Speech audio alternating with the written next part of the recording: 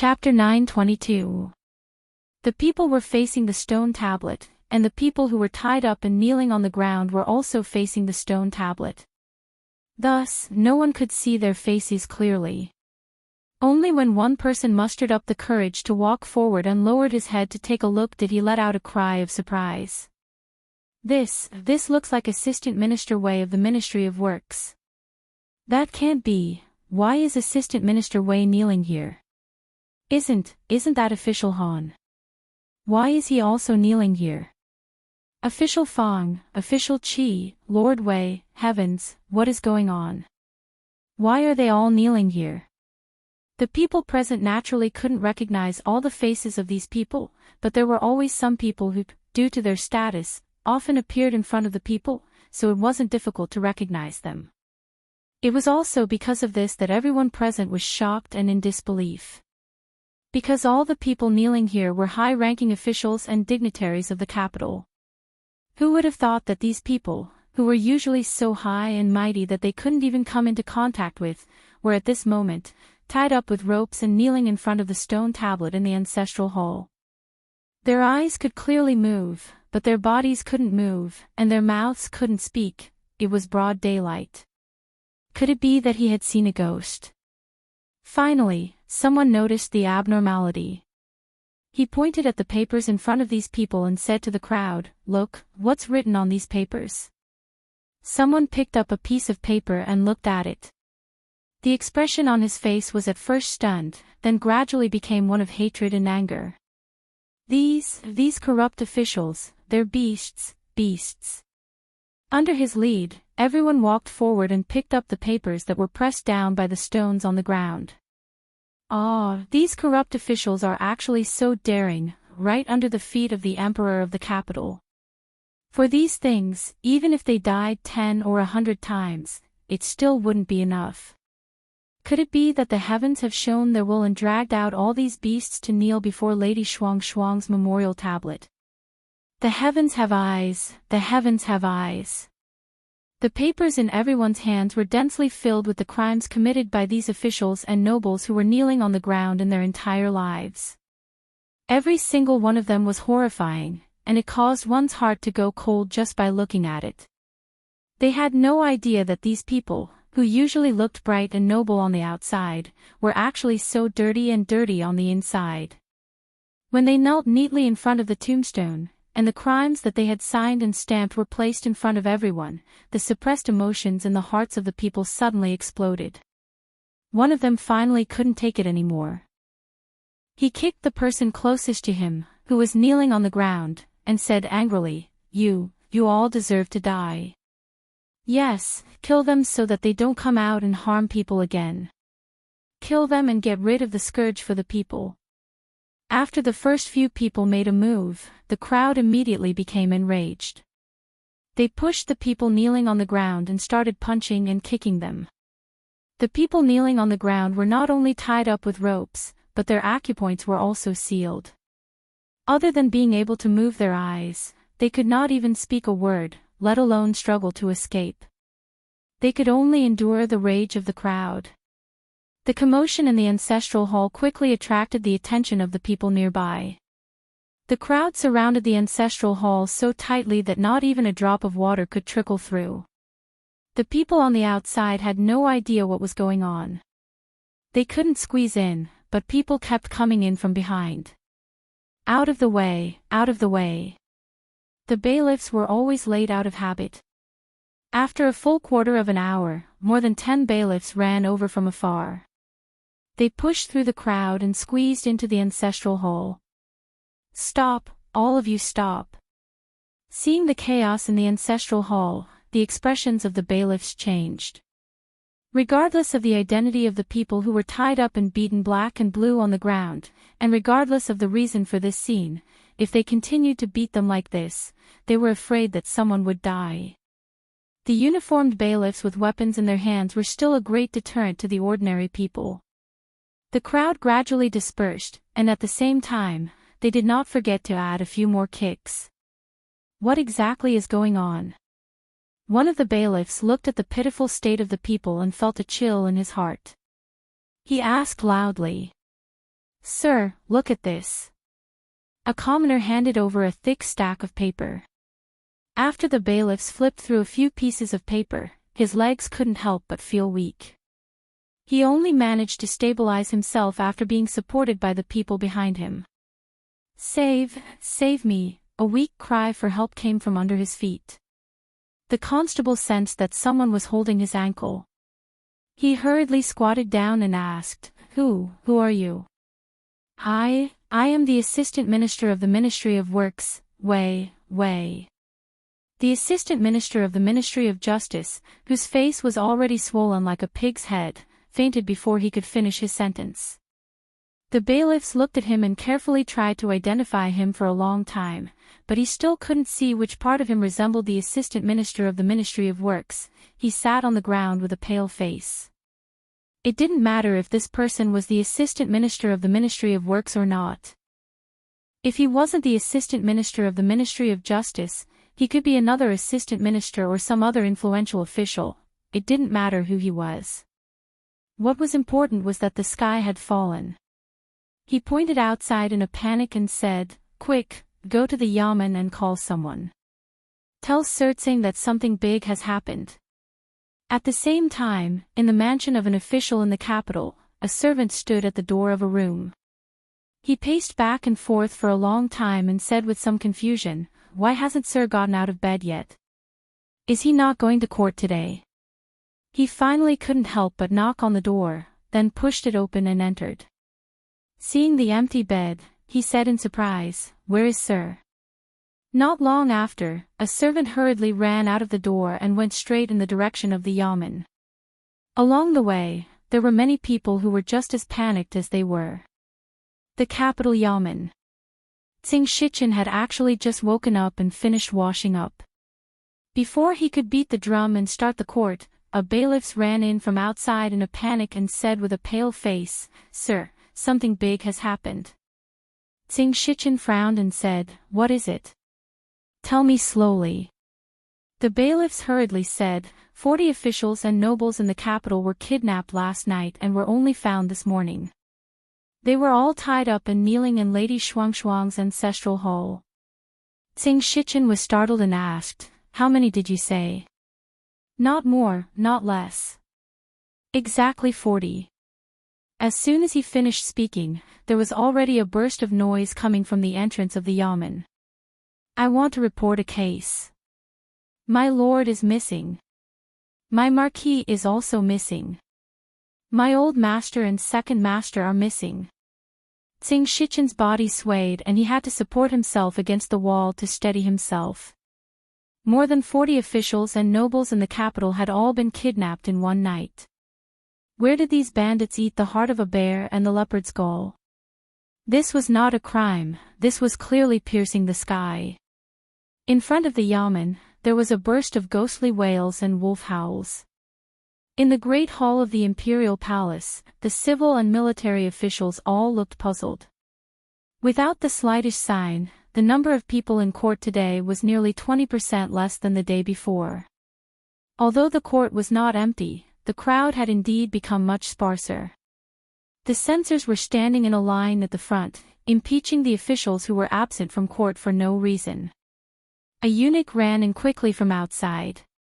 Because he was too flustered, he even tripped when he stepped into the hall. He stumbled and crawled in. He knelt on the ground and said in a panicked voice, "Your Highness, the capital governor has an urgent report."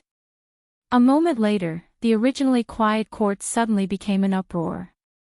Above the great hall, the eldest princess slowly stood up.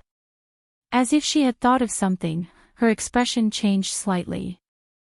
Wave after wave of news, with a certain ancestral hall as the center, spread within a few hours. The capital was shaken. Chapter 923. This was probably the fastest the government had ever handled a case. The people who had reported the case were still at the door of the yamen. There was no need to rush to redress their grievances, but the important figures who had been lost had all been found. Logically speaking, regardless of whether it was the government or the people who had reported the case, this was a joyous matter. The case had been solved, and everyone could go home and find their own mothers. No one would be troubled. However, the matter was not so simple. The people who had been tied up were all influential figures in the capital, and 40 of them had been tied up quietly. They had only been discovered in the morning. This was probably the worst case that had happened in the capital since the founding of the country. After today, how could the other officials and nobles in the capital sleep peacefully? After all, no one wanted to go to sleep at night and wake up the next day in a strange place. Their bodies were tied up, unable to move or speak, and they had to kneel in front of the people. This case had to be investigated, thoroughly investigated. If those vicious thugs were allowed to roam freely in the capital, no one would be able to sleep peacefully in the future. This was only one of the reasons. The papers that recorded the crimes of the officials and nobles who were tied up had long been spread by the mouth of the public. They were indeed the victims, but at the same time, they were the perpetrators. The words that were written with blood and tears could be verified to prove their authenticity. The court was in the midst of a legal reform. Although the crimes of the nobles could not be equated with those of the common people, if a common person committed any of the crimes, they would be beheaded dozens or hundreds of times. It would not be too much to just behead them once, right? Each of these people had committed grave crimes. There were countless eyes watching outside. Who would dare to let them go back? Tsing Shichen rubbed the space between his eyebrows. He had already ordered the bailiffs to bring those people back, but other than a few who could speak, the others seemed to have been cast with a paralysis spell. Even though their noses were bruised and their faces swollen, they could not make a sound of pain, much less move. "Sir Tsing, can I bring my master back?" "Sir, my master is injured and needs immediate treatment. Your government is not going to catch those assassins, but instead detain these officials here. What are your intentions?" Tsing Shichen rubbed his temples again when he heard the shouts coming from outside the hall. Those people were either nobles or high officials. Even he couldn't defend so many clans at the same time. Just as he was having a headache, a constable finally walked in with a happy expression and said loudly, "Sir, someone from the palace has come." It was not only the eunuchs who came from the palace to announce the imperial edict, but also the medical officials of the Imperial Physician Bureau. After examining them, the imperial physician Lu Jimin shook his head and said, "These people have all had their acupoint sealed. It's the technique of a warrior." A gray-robed old man walked out from the back. He stretched out his hand and pointed at one of the men's necks. In the next moment, a miserable howl was heard. The man finally regained his freedom. He covered his buttocks and screamed miserably. The gray-robed old man walked around the crowd and unsealed everyone's acupoints one by one. Suddenly, everyone heard a series of screams, and the situation went out of control. Tsing Shichen stepped forward, looked at the young man at the front, and asked, "What did His Highness say?" Lu Yichuan looked at him and slowly said, "Investigate thoroughly." Tsing Shichen nodded and said, 40 officials have been arrested. The impact is too bad. If we don't investigate clearly, many of the officials in the court will not agree. A thorough investigation naturally has to be conducted. However, to be able to commit such a crime without anyone knowing, I'm afraid it's not the work of an ordinary person. It won't be easy to investigate this case. The crimes committed by these sinful officials and nobles must be thoroughly investigated. Lu Yichuan looked at him and said, "These people will temporarily stay in the capital government office. The Imperial Physician Bureau will treat their injuries. The Secret Intelligence Bureau will take over everything else." A smile appeared on Tsing Shichen's face. He placed a thick stack of papers in Lu Yichuan's hand and said, "I'll have to trouble Lord Lu." The onlookers had already surrounded the capital government office. If those wicked people who had committed heinous crimes walked out, it was likely that some uncontrollable events would occur. Fortunately, this time, the court did not disappoint them. Not a single one of the 40 people walked out of the government office. The capital governor's manor had also put up a notice outside, expressing strong condemnation of those audacious thieves who had kidnapped officials and nobles. At the same time, it expressed that the case would be strictly investigated, and the thieves would be arrested as soon as possible, so that the capital could be restored to order. As for the crimes that these 40 people had confessed to, the government would certainly verify them one by one. Once verified, they would not be tolerated. If the people had any clues or evidence, they were welcome to provide them, and they were also welcome to supervise. If the government handled the case like this every time, the people would naturally not be dissatisfied, and the grievances like do's would probably not occur. The people were very satisfied with the way the government handled the case, and their emotions were no longer agitated. They no longer gathered in front of the government office, and gradually dispersed. However, their attention did not shift. Overnight, the capital government office, including the 40 mansions, became the focus of the entire capital. The Chui family. No one from the Chui family had gone missing last night, but they were even more frightened than the families who had gone missing. 40 people, their last remaining force in the capital, their last trump card, had been wiped out in one night. In one night, completely wiped out. It was not just 40 people, it was 40 families. They had spent a great deal of effort to win over the power that they had. They all had something on the Chui family, and they were bound together for good or ill with the Chui family. They were not people in the same boat. The Chui family's ship was in front, and their small boats were connected to it. The Chui family's ship rode the wind and waves, and they could also move forward. If the Chui family's ship sank, they would sink with it. The destruction of one small boat had a limited impact on the big boat, but if all 40 small boats on the big boat sank, how could the Chui family ride the waves alone? As soon as he heard the news, the current head of the Chui family, Chui Qingming, was so angry that he spat out a mouthful of blood, and had yet to wake up. The people of the Chui family gathered in the meeting hall, and everyone's faces were filled with panic. In just one night, the Chui family had gone from having countless supporters to being alone. Although they could not be considered alone, there was still the Qin family, the Qin family, and the Xing family, but at this time, they could no longer affect the general situation. This was not the most frightening thing. The crimes of those people might be related to the Chui family in some way. If their crimes were proven, the Chui family and the Chui family would find it very difficult to escape.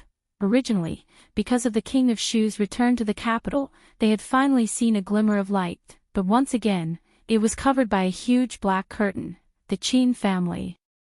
The daring thieves must be investigated, but as officials and nobles, they disregarded the law and acted so unscrupulously. They are destined to be punished by the law. His Majesty has already ordered a strict investigation of this case. Although it will cause a great shock in the capital, in the long run, the benefits outweigh the disadvantages. At the family banquet, Qin Xiang looked at the people below and said in a low voice, "You must all take this as a warning." Clang! Qin Yan's hands trembled. He could not hold the bowl in his hands, and it fell to the ground with a crisp sound. Beside him, his 2 brothers, who were also officials in the imperial court, were also pale. At the bottom of the banquet, the Qin family's 5th master picked up a mouthful of food and tore off a chicken leg. He threw it to the man standing in the corner and continued to eat with his head lowered. The news of the kidnapping of 40 officials and nobles in the capital was known to Li Yi last night. The case that the old emperor had ordered him to investigate was about to reach its deadline. Suddenly, the suspects turned themselves in one after another, and there was no need to investigate at all. His recent luck was simply too good. Until the eldest princess, who was not in a good mood, walked in from outside and asked, "Have you forgotten what you promised me?" Sitting across from him, Mississippi Liu, who was reading a book, put down her book and raised her head to look over. Clearly, she also wanted to know what Li Yi had promised her. Li Yi looked at the eldest princess, then turned to look at Mississippi Liu and said, "Rui, can you leave for a moment?" Chapter 924. Okay. Mississippi Lou nodded, closed the book, got up, and walked back to the room. Looking at her back that was so calm and unaffected, it seemed that she was really not interested in the matter at all. Li couldn't help but feel a chill in his heart. There must be something wrong when things are abnormal.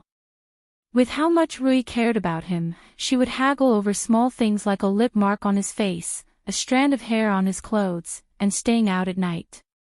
How could she not be interested in his promise to another woman? What's more, this woman was her enemy. Princess Royal's expression was calm. She looked at him and asked, "Are you listening to me?"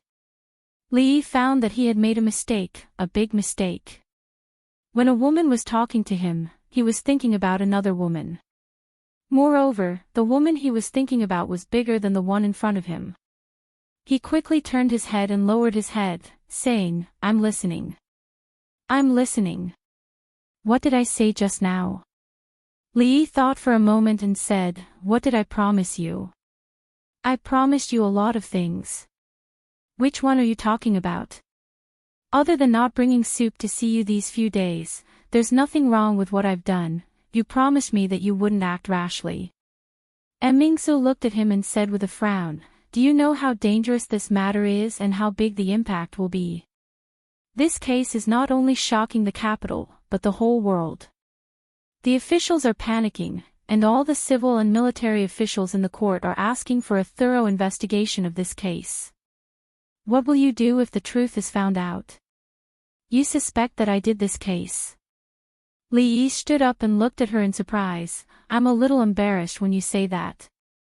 I didn't expect that I'm so powerful in your heart. In fact, I'm a little weaker than you think. Although those people are all guilty, there are still the authorities, the court." Mingsu looked at him and said solemnly, "Have you ever thought that if the Secret Intelligence Bureau finds out the truth, you will have to face all the officials and nobles in the capital? If I don't have you, what will I do?" Li Yi sighed. He originally wanted to cultivate her ability to do things on her own, but now, it seemed that she was getting further and further away from this goal. Mississippi Lou walked over, picked up autumn water from the table, and said, "You guys continue." After saying that, he simply turned around and walked back. Li Yi shook his head and asked, "Did His Majesty say anything?"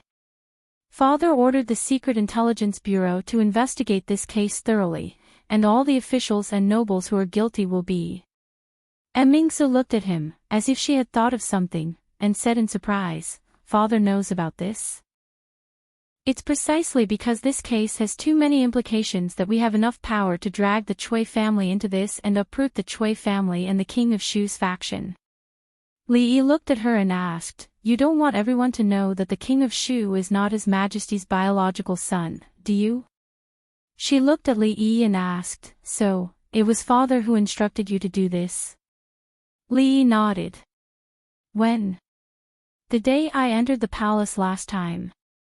This matter had to be carried out with lightning speed, leaving them no time to react. It was impossible for the imperial court to mobilize a large number of imperial guards to confiscate the property of the Chui family, and the capital would probably be in an uproar. Although this method was suspected of cheating, it was simple, direct, and violent. Moreover, it had the tacit consent of the old emperor, so the risk was minimal. The matter of the King of Shu could not be made known to everyone. This was not allowed by the imperial court. Therefore, there needed to be a reason to catch all these people in one fell swoop and not leave any loose ends. Under the leadership of the Lu League, the atmosphere in the martial arts world had changed greatly. Punishing the strong and helping the weak, and helping the needy were actually working for the imperial court in disguise. This force was very powerful, but it could not be directly used by the imperial court. A long time ago, he and the old emperor had reached an agreement on this force. Mingsu looked at him, and a trace of disappointment appeared on her face. "You and Father have already discussed this. Then, let's leave it at that." After saying this, she turned and walked out. Seeing the change in her expression, Li Yi hurriedly stood up and caught up with her. He said, "I'm sorry, it's my fault." Mingzi shook her head and said, "You're not wrong." "I'm wrong." "You're not wrong." "I'm really wrong." Mingzi stopped and turned to look at him. She crossed her arms in front of her chest. "Tell me, what did you do wrong?" It was the greatest virtue to know one's mistake and correct it. After admitting his mistake, Li shook his head and said, "It's my fault to hide such a big thing from you. However, there are some things that you also hid from me." "What things?" Mingzi frowned slightly. She didn't even hide the time of her menstrual cycle from him. What else did she not tell him? She was sincere, but in exchange, she hid and suspected the person who was very important to him. It was hard to describe the feeling in words. "What you hid from me is that you actually don't need to drink soup anymore." Li looked at her and said, "If you weren't wrapped," Her Royal Highness went back and didn't mention the matter of hiding anymore. Mississippi Lu walked out of the room and returned to her original seat to read. Li glanced at her and reminded her, "You're holding the book upside down." So Mississippi Lu stopped reading. She put the book on the table and began to look at him. Li explained, "Just now, we talked about some matters of the court." Mississippi Lu asked, "Does the matter of the court also include the question, what will she do without you?" Li looked at her and said seriously, "I swear to God, the relationship between me and the eldest princess is very pure, just like the relationship between me and you." Mississippi Lu thought for a moment and couldn't help but remember that night when he was drunk and broke into the study in the middle of the night. Her eyes narrowed slightly. Qin's mansion was Qin's mansion after all.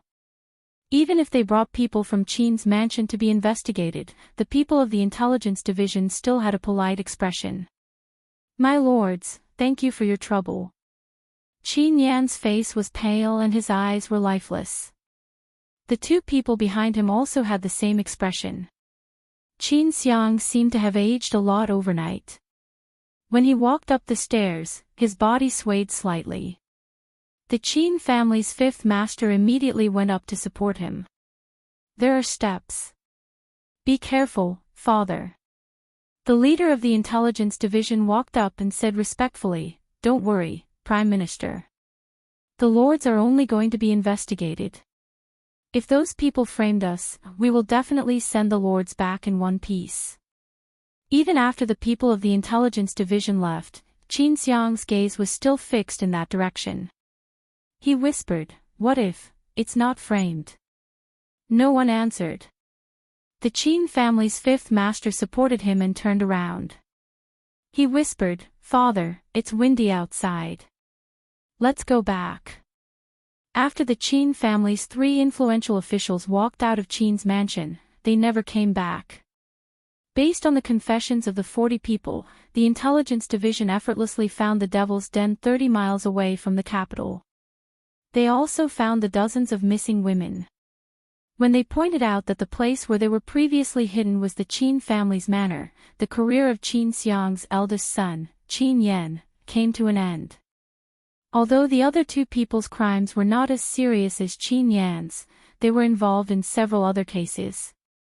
They couldn't stand up to the intelligence division's investigation and were imprisoned one after another.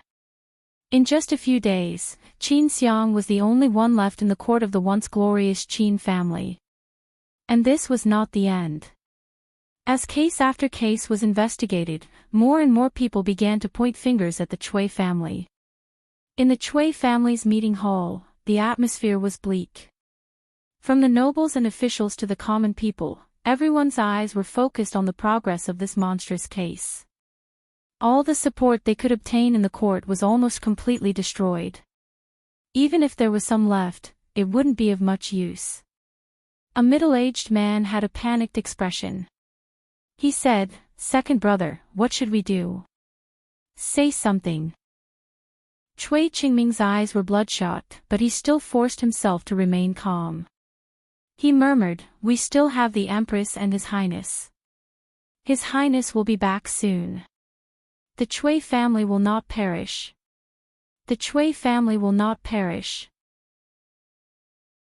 Chapter 925. The capital city was chaotic these days, but it was chaotic in an orderly manner. The reason for the chaos was that since the founding of the Jing kingdom, there had never been so many officials and nobles who fell from power at the same time in such a short period of time. The 40 or so people were just a prelude. According to their confessions, when the Secret Intelligence Bureau investigated the case, they dragged the Qin family and the Cui family into the water. Every day, people's houses would be searched, and prisoner carts would pass through the streets. Such a big movement made the entire capital city a mess. The chaos was orderly because every time a position was vacant in the court, someone would quickly fill it, so it did not have much impact on the court. The promotion of this monstrous case was completely the general trend. Everyone in the world was watching. Once it started, it was like a surging river, rushing forward, and there was no turning back. In fact, not many people paid attention to the thieves who had kidnapped these people from their homes. Flipping the table was really an addictive thing. It was simple, violent, and effective. Once people had enough power in their hands, they liked to take shortcuts and were unwilling to be bound by the rules of the world.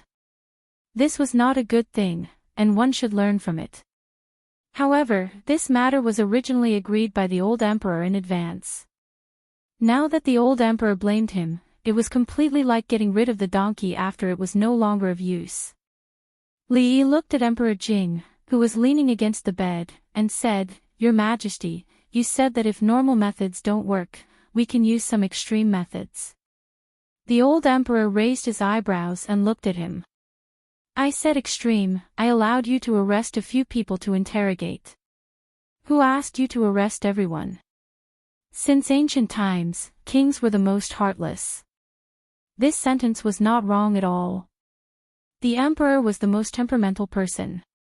It was clearly what he said, but in the blink of an eye, he did not admit it. It was simply like burning the bridge after crossing the river, uprooting. At this time, it was better not to refute. Li Yi lowered his head and ate the porridge, no longer saying anything. "You have made such a big mess for me, and you still have the mood to eat porridge here." Jing Di looked at him and felt angry. He said, "Go to the Hall of Diligent Government and reflect for 2 hours. Think about what you did wrong this time." The emperor's words were like gold and jade. This bowl of porridge was probably not going to be finished. Li Yi tore a chicken leg and hid it in his sleeve. He bowed and said, "This subject obeys your Majesty." Looking at him slowly leaving, Emperor Jing coughed a few times and sighed, saying, "If everything could be broken like this, how much worry would I have?" As the emperor, he seemed to have the highest authority in the country. However, it was precisely because of his high authority that he was bound by many things. Changde closed the door and opened a window for ventilation. He said, "Your Majesty only needs to rest well. Leave these matters to them." In the end, the drumstick did not fall into Li Yi's mouth. The proud Lolita fed Yongning a bite and then took a bite herself.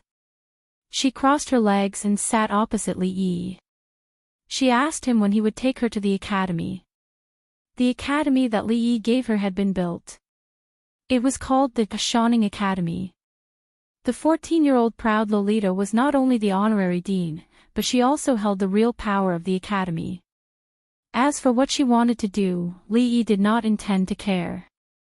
However, with her temperament, he was afraid that when the novelty period was over, she would directly throw it to Emingsu.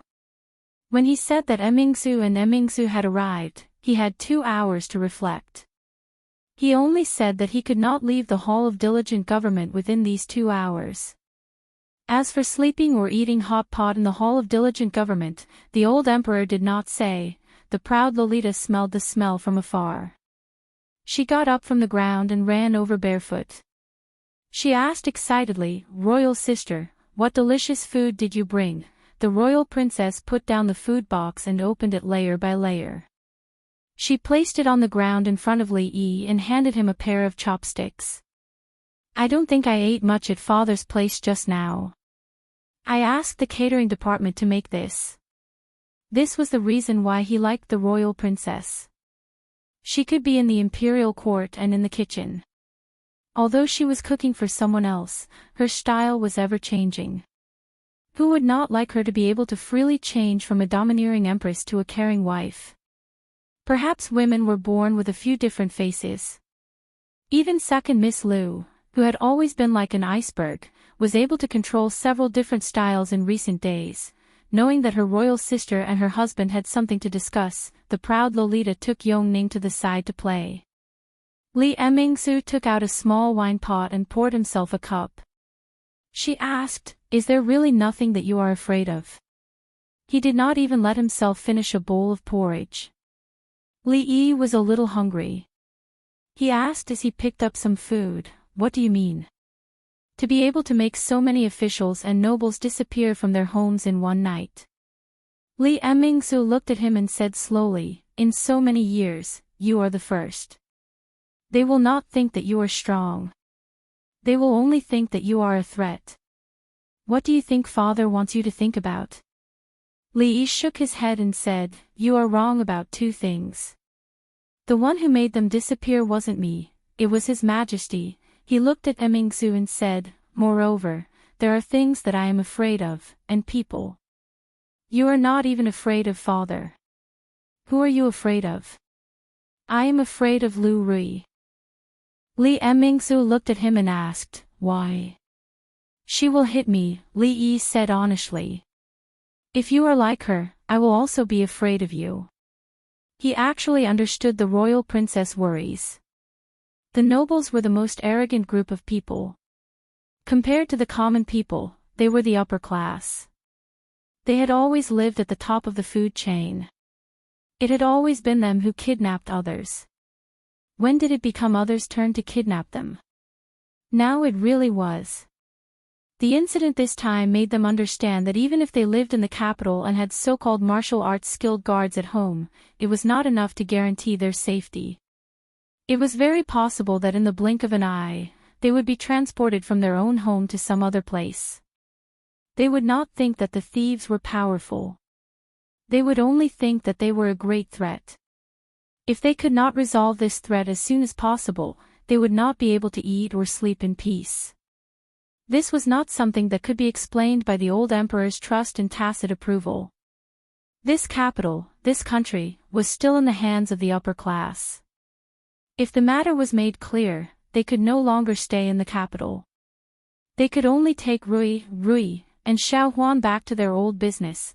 Li Yi shook his head and looked at her. "Don't worry. This kind of thing will only happen once." Then he saw the proud Lolita walk over with the wine pot in her arms. She smiled foolishly and said, "Sir, how did you become two?" Li Emingsu looked to her side. The wine pot had already disappeared. The drunk proud Lolita was spanked and sent back to her room to sleep. Li Yi accompanied Yongning and spoke in a language that only the two of them could understand. When it was time, he said goodbye to her and left the imperial palace. The Chui family and the king of Shu's faction had lost their power. Although they had not been completely uprooted, he still felt that there was something the old emperor had not let him and Emingsu know. And that matter would probably be the last straw that broke the Chui family's back. Li Yi met Chen Chong at the gate of the Xing residence. Chen Chong looked at him and asked, "It should be over, right?" Li Yi shook his head. "When it ends is up to His Majesty. Right now, it is only the beginning." Chapter 926. For the Chui family, what was happening now was really just the beginning. Just the fact that the king of Shu was not the biological son of the emperor was enough to send the entire Chui family, including noble consort Chui, to hell. Although the truth had not been revealed, the lightest punishment was the crime of deceiving the emperor and stealing the country. If it was more serious, no one knew which was more serious, deceiving the emperor or lying to him. But no matter which one it was, everyone related to the Chui family would not be able to escape. Chen Chong's expression changed several times and finally turned pale. Looking at Li Yi, he bowed and said, "Thank you." Li Yi nodded and turned to walk into the Xing residence. When Drunk Ink saw him come in, she quickly hid the wedding dress in her hand. Li Yi did not ask much. Her wedding dress was all embroidered, and it would be done in a few days. There was no hurry to do it in a day or two. He opened his mouth, but before he could say a word, Goddess Luo Shui walked in with the wedding dress and said, "You guys talk first. I'll go in and finish the painting." Li Yi looked at her back in surprise, then looked at Ruoqing and asked, "What's wrong with her recently?" Wan Ruoqing shook her head, her pretty face showing the same puzzlement. Li Yi frowned. Miss Sang had been a little unusual recently. The last time he came, she said she was not feeling well and needed to rest, so she asked Ruoqing to chat with him. The last time, she said she had a stomachache and went back to her room to rest alone, so she asked Ruoqing to chat with him. But Li Yi knew very well that there was still at least half a month before her stomachache. The last time, she said she stayed up all night to embroider the wedding dress and was too tired. She wanted to go back to her room to rest, so it was Ruoqing who talked with him. The last time, there were too many examples to mention. Something must have happened, something he did not know. Could it be premarital anxiety? Thinking about it, it seemed very likely. Many women would suffer from this disease before they got married, because it was due to some kind of psychological factor. Different people showed different symptoms. Perhaps, the symptom she displayed was avoidance. Li Yi waved at Xiao Chui and waited for her to come over before asking, "Has your family's young miss been behaving strangely recently?" "No." After Xiao Chui thought about it, she shook her head and said, "It's the same as before. There's nothing strange." After saying that, he seemed to have thought of something and patted his head, saying, "If there is anything, it would be that Miss has been sleeping in Sister Ruoqing's room these past few days. It has been a long time since she slept alone." Li Yi looked at Wan Ruoqing.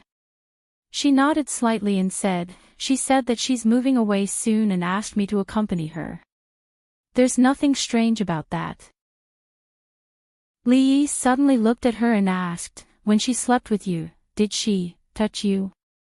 "What touch?" Wan Ruoqing asked doubtfully. Then she was stunned and blushed. Drunk Mo's personality was very active. She liked to play on the bed and was not obedient when she slept. Sometimes, something that made people blush would indeed happen. Seeing the blush on her face, Li Yi couldn't help but imagine some scenes in his mind. Then his face turned a little red, and then a little white. He turned to look at Wan Ruoqing with a complicated expression. Drunk Mo was his, and Ruoqing would be his sooner or later. The situation now was that the two of them slept on the same bed and often did things that made people blush. Who liked who cheated on who, and who let down who? No, he needed to think about this problem. The capital had been very turbulent these days. It was not an exaggeration to say that it was a monstrous wave. Even the powerful Chui clan and Qin clan, although they did not fall apart, were on the verge of collapse. As for the other smaller clans, under such a huge wave, not even their corpses were left. The Qin clan had always been very close to the Chui clan and was only slightly inferior to the Qin clan. It was really a miracle that they were not affected in the slightest by this storm. At this time, in the Qin clan, the atmosphere was not as relaxed as everyone thought. "It's just the beginning, just the beginning." Chen Qing paced in the hall and said with a sullen face, "If this is just the beginning, then to what extent will it be considered to be the end?" Chen Chong sat on the chair. His expression was much calmer than his. He raised his head and looked outside. "Perhaps, we still have to add in the King of Shu, or even that person in the palace, before it will be considered to be the end." Chen Qing turned his head and said in disbelief, "How is this possible?" Chen Chong shook his head and said, "If this is just the beginning, then this time, no matter what, the Qin clan will not be able to escape." He looked at Chen Qing and said, "There has to be one person in the Qin clan who has to stand up. I'm not here anymore. In the future, take good care of third sister. If you encounter any problems that you can't solve, go find him. No. Chen Qing decided to cut him off. Even if someone has to go, it will be me. You stay behind to take care of third sister. This matter is decided. Big brother, you still have hope. Chen Chong looked at him and said, let me bear the Qin clan's past alone. Chen Qing's expression was cold. He shook his head and said, no, this definitely won't do. Big brother, second brother. As the two of them were arguing, a delicate figure walked in from the door. Their expressions changed and they said at the same time, third sister, why are you here? Chen Chong walked over and said hurriedly, I have something to discuss with big brother. You should go back and rest first. The girl with snow-white hair shook her head, but a smile appeared on her face. She said firmly, I am also a member of the Qin clan. No matter what happens, you will face it together with big brother and second brother. Chen Chong looked at her, patted her hand, and strode out of the door. This official is guilty. In front of a certain hall in the imperial palace, Chen Chong knelt down and said loudly, Qin clan. On the couch, Jing Di put down the booklet in his hand and shook his head in disappointment. Let Mingzu handle this matter. The 9-month-old Li Duan could already crawl everywhere. Even when the eldest princess walked in, Li Yi was still tirelessly moving him from the side of the bed to the inside of the bed. When he crawled out, she would repeat this action. She probably had something to discuss with him at this time. Li Yi carried the little fellow and passed him to Rui. Li Duan, on the other hand, reached out his little hand to Xiao Huan. In this family, the little fellow was like an emperor, but the emperor also had someone he was afraid of, and that person was Lu Rui. Mississippi Lu might be born with a kind of deterrence. Usually, when she looked at Li Duan, he absolutely did not dare to cry or pester her. Xiao Huan, let's go out. Mississippi Lu glanced at Xiao Huan and got up to leave. Xiao Huan held Li Duan and went out obediently. Mingzu handed him a booklet and said, take a look at this. Li Yi opened the booklet and read it carefully. He lowered his head and asked in a low voice, if it is judged normally, what will be the result? The Qin clan has a lot of evidence of crimes. Mingzu looked at him and said, although the House of Duke will still be considered, the death penalty can be avoided, but the punishment cannot be avoided. In the direct line, the men will be exiled, and the women will be reduced to lowly status and put into the musical house. She looked at Li Yi and said, so, I'm here to ask for your opinion. Does this count as abusing power for personal gain? Yes. However. She looked at Li Yi and said, leniency for those who confess, severity for those who resist. Chen Chong turned himself in, and according to the law, he should also be punished according to the circumstances. Li Yi knew that with her character, it would not be easy for her to make such a decision. But he absolutely could not watch Miss Chen fall into such a situation. His heart was slightly warmed. He held her hand and said seriously, thank you for this. Mingzu shook her head. There is no need to say thank you between us. Mississippi Lu came in from outside, walked to the bed, and picked up the autumn water that had fallen here. Then she looked at the two of them, and her eyes stopped on their hands that were held together. She asked, what happened between you? Chapter 927. Li Yi was a little worried. No, he was very worried. Mississippi Lu's memory was getting worse and worse. She used to like autumn waters so much. Her sword never left her body. She liked autumn water even more than she liked him, but now, she actually forgot autumn water again and again. This was not normal, too abnormal. If it was a bad memory. But how old was she? She was in the prime of her life. Li Yi could be sure that before he became senile and forgot things, Mississippi Lu would never reach this step first. Maybe in the future, she and Rui would take turns pushing the wheelchair under the sunset, and he would be the one sitting in the wheelchair. What a beautiful and harmonious scene. The scene in front of him was not very harmonious. Mississippi Lou came back to get autumn water. He held the Princess Royal's hand with a face full of affection. In fact, this time it was really out of instinct, without any impurities. Emingsu was such an upright person that she could not tolerate any dirt in her eyes. It was not easy for her to sacrifice herself for the country and make such concessions for his feelings. Words could not express the gratitude in his heart, so he added a little body movement. Coincidentally, it was seen by Mississippi Lou. She usually guarded against Emingsu like a wolf.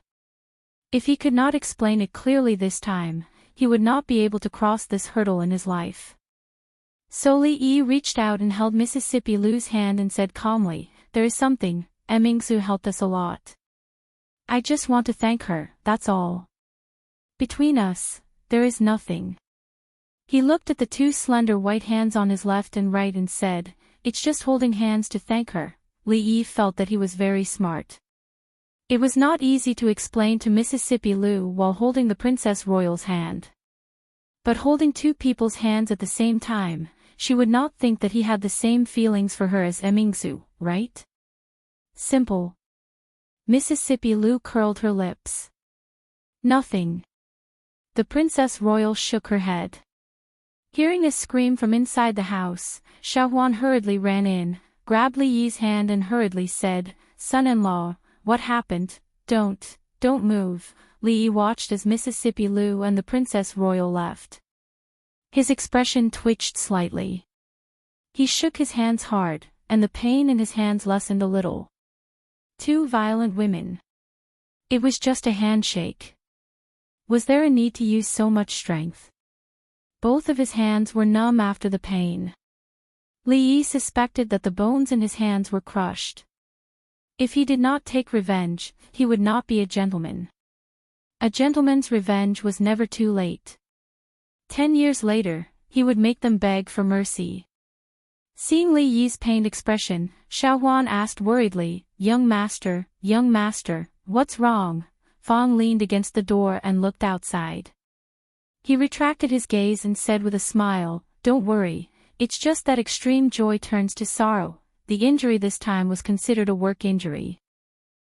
As the Minister of State, he had a disagreement with the Princess Royal during a discussion of state affairs and was injured by her. Therefore, he could have a long time to recuperate. The case that the old emperor ordered him to investigate had expired, but he did not find anything. Fortunately, the criminals found their conscience and turned themselves in, so he did not have to worry about it anymore. The Cui family had fallen. When the tree falls, the monkeys scatter. In their hearts, they were still hoping for the return of the king of Shu to make a comeback. The Qin family had also fallen. Ever since the Qin brothers were imprisoned, Prime Minister Qin fell ill and did not attend court for a long time. The Qin family was different from the past. Compared to other criminals, their crimes were minor, but they could not be easily pardoned. Considering that High Duke Qin had contributed to the country in his early years, and that he was now old and sick, and that the Qin family had turned themselves in, the punishment was reduced. All the official titles of the Qin family were removed, and they were reduced to commoners. The House of Duke was confiscated, and all their assets were confiscated. This punishment seemed severe, but to the Qin family, it was already a mercy beyond the law. This was all Li Yi could do. It was impossible for the Qin family to return to its former glory, but if they could avoid those power struggles in the future and live a stable life, it might not be a bad thing. All their assets were confiscated. From a wealthy family, they suddenly became poor. This huge difference was not something that ordinary people could bear. Li Yi wanted to help them, but Qin Chong rejected him. He still hated the Li family, and he was even more unwilling to be pitied by the Li family. This was something that Li Yi could understand. Therefore, he only asked people to pay more attention in the dark. When a family was at its peak, there were many people who would add flowers to the brocade, and when it was down, there were many people who would hit it when it was down. He still saw third Miss Chen often. Sometimes, he would go to the Chen family to see her either alone or with Rui. Sometimes, he would go to Zui Mo's place. The great change in the Chen family not only did not break her down, but Li Yi felt that she looked much better, which was something to be happy about. Fong squatted in front of him. He seemed to be thinking of something, and he kept giggling. After Xiao Hong entered the family, Fong's sister-in-law was even more strict with him than before, except for Xiao Hong, who was like a sister to Wanru. Fong was actually enjoying himself, which made Li Yi wonder if he had serious masochistic tendencies. A good man had become a masochist for no reason, after being by his side for so long. If this guy could learn a little of his good qualities, he would not have ended up like this. Fong suddenly seemed to think of something. He stopped giggling, looked up at him, and said, "Young master, that guy Wu Er, it seems like he is not coming back. Let him be." Li Yi waved his hand, not caring at all. To leave or to stay, that was Wu Er's choice, and only he could feel it. He would not interfere too much. Under the persuasion of Xiao Huan and the others, Lu Mei stayed and was like a sister to Xiao Hong. Xiao Hong called her sister Mei, and Lu Mei called Fong Uncle Fong. He did not know if Fong, in front of his niece and sister, felt that he was a beast for a moment or a few moments. Although the storm in the capital was big, no matter how big the storm, there would be a day when it would calm down. Confiscation of property, removal of officials, exile. For the whole of June and July, this was the mainstream in the capital. Until August, the upcoming Mid-Autumn Festival seemed to have calmed down all the waves. The people were extremely satisfied with the recent actions of the imperial court, and began to put more attention on the Mid-Autumn Festival. However, the people did not wait for the 15th of August, but Prince Ning first. Prince Ning, who had left the capital a few months ago, returned again. This time, he did not come back alone. After Prince Ning's carriage, a row of dozens of prison carriages drove into the capital. The people of the capital stood on both sides of the road, looking at the several li-long procession passing through the street, all showing shock in their eyes. The Li family. Rui and the crown princess made an appointment to go to the cold mountain temple to pray for the safety of the little fellow and the girl from Li Xian's family. After Li Duan woke up, he cried non-stop. Li Yi, with a headache, stuffed him into Rui's arms. The crying stopped abruptly, and Xiao Huan looked on enviously. Second Miss was indeed suitable to look after children.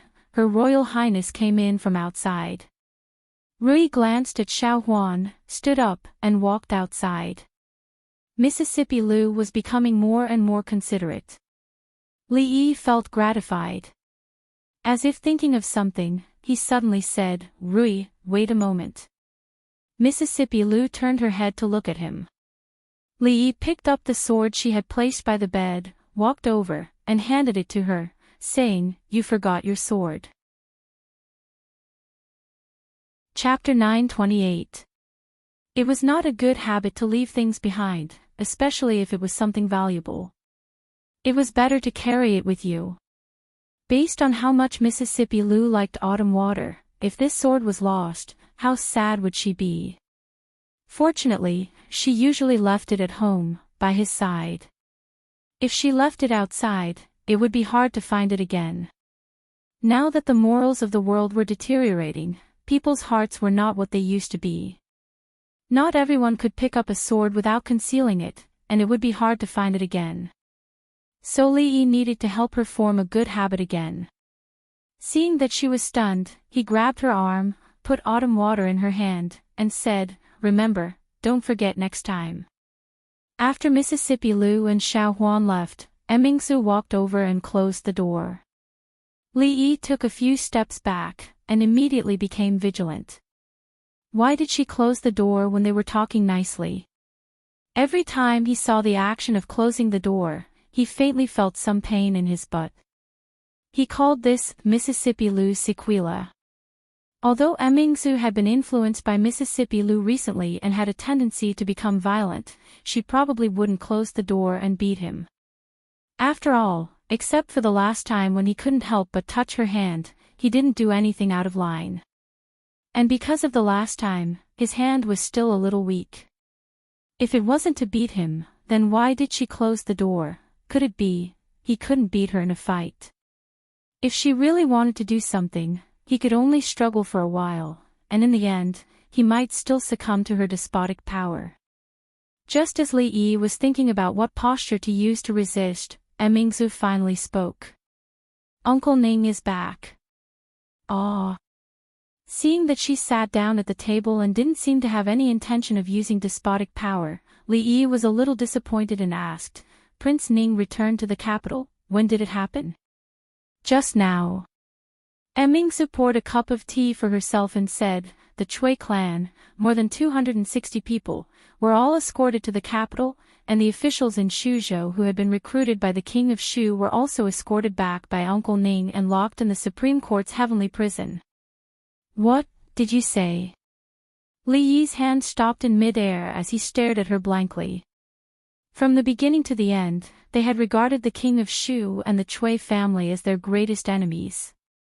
In recent days, they had achieved a gradual victory in the war against the enemy. The Chui family had fallen, and the remaining forces of the Chui family were nothing to be feared. The only thing the king of Shu could rely on was his status as a prince. However, this title also carried quite a bit of weight. This was because the news that he was not a prince could not be made public, and he was still the first prince in the eyes of the commoners and officials. If he wanted to achieve complete victory, he had to use other methods. But who would have thought that before the king of Shu returned to the capital and before they took any action, even the ancestral home of the Chui family had been uprooted. The officials in Shuzhou who were loyal to the king of Shu had also suffered. The old emperor had flipped the table much more thoroughly than him. Li Yi came back to his senses. He looked at her and asked, "Where is the king of Shu?" "He ran away." Mingzi shook her head and said, "Imperial uncle didn't expect there to be a master around the king of Shu. He escaped." Li Yi still couldn't understand. When Prince Ning left, the news that the king of Shu was not the biological son of the old emperor had not spread. There was no reason for him to attack the Chui family and the king of Shu. As a prince, doing such a thing was equivalent to rebelling. He raised his head and asked again, "Is it because the news that the king of Shu is not the biological son of his majesty has been announced?" Mingzi shook her head again and suddenly asked, "Do you know that my mother had 2 other princes before me?" Li nodded and said, "Didn't those 2 princes die young?" Speaking of this, he seemed to understand something and asked, "Concubine Chui?" 20 years ago, the Chui family was extremely powerful. Not only did they dominate the imperial court, but they also had spies in the imperial palace. At that time, concubine Chui gave birth to a prince, and my mother successively lost 2 princes. After giving birth to me, she couldn't have any more children. Naturally, the king of Shu was the prince most likely to inherit the throne. It was not difficult for Li Yi to imagine why the Chui family and concubine Chui would do such a thing. The empress had no princes, so the first in line to inherit the throne would naturally be the son of concubine Chui, who was second only to the empress. The struggle for favor in the imperial court was no less cruel and bloody than the struggle in the imperial court. In order to fight for the throne, 2 princes were killed. Concubine Chui was definitely not the only one who would do such a thing. Over the years, my father has vigorously supported the poor and gradually reversed the situation in the imperial court. Besides purging the imperial court, he has also been investigating the case of that year. It wasn't until a few days ago that Louis found sufficient evidence. After Li Mingzhu finished speaking, all the guesses and suspicions in Li Yi's heart, as well as all the unclear lines, finally became clear. No wonder the old emperor never liked the king of Shu and the Chui family. No wonder Lu Yi was always mysterious. There was a hidden meaning in his words, but he didn't dare to say it out.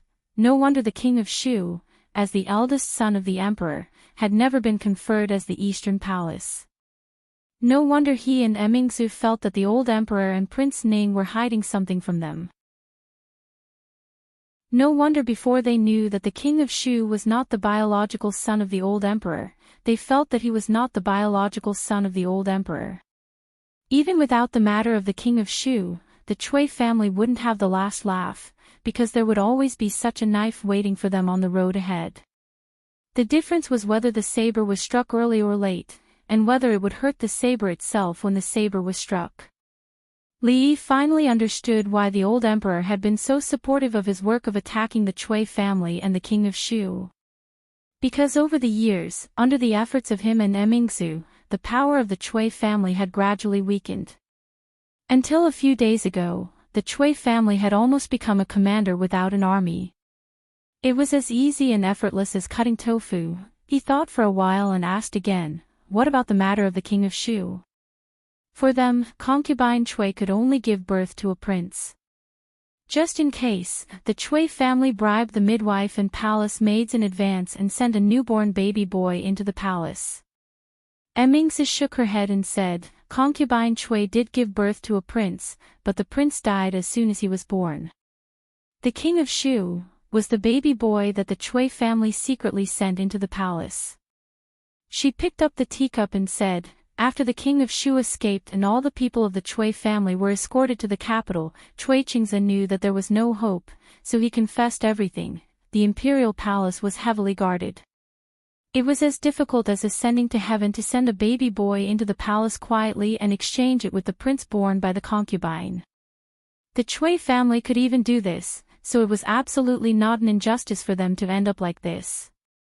He raised his head and asked, these things can't be easily done by the Cui family alone, can they? After today, how many people will be dealt with in the capital? Emingsu put down the teacup and said, those who should be dealt with have been dealt with. Li Yi was puzzled for a moment, but he understood immediately. By now, almost all the forces related to the Cui family had been wiped out. There was probably no fish that could escape the net. He had thought of many possibilities before, but he didn't expect the truth to be so complicated.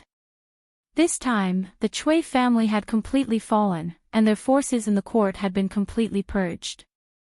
The king of Shu also couldn't wait for him to return to the capital.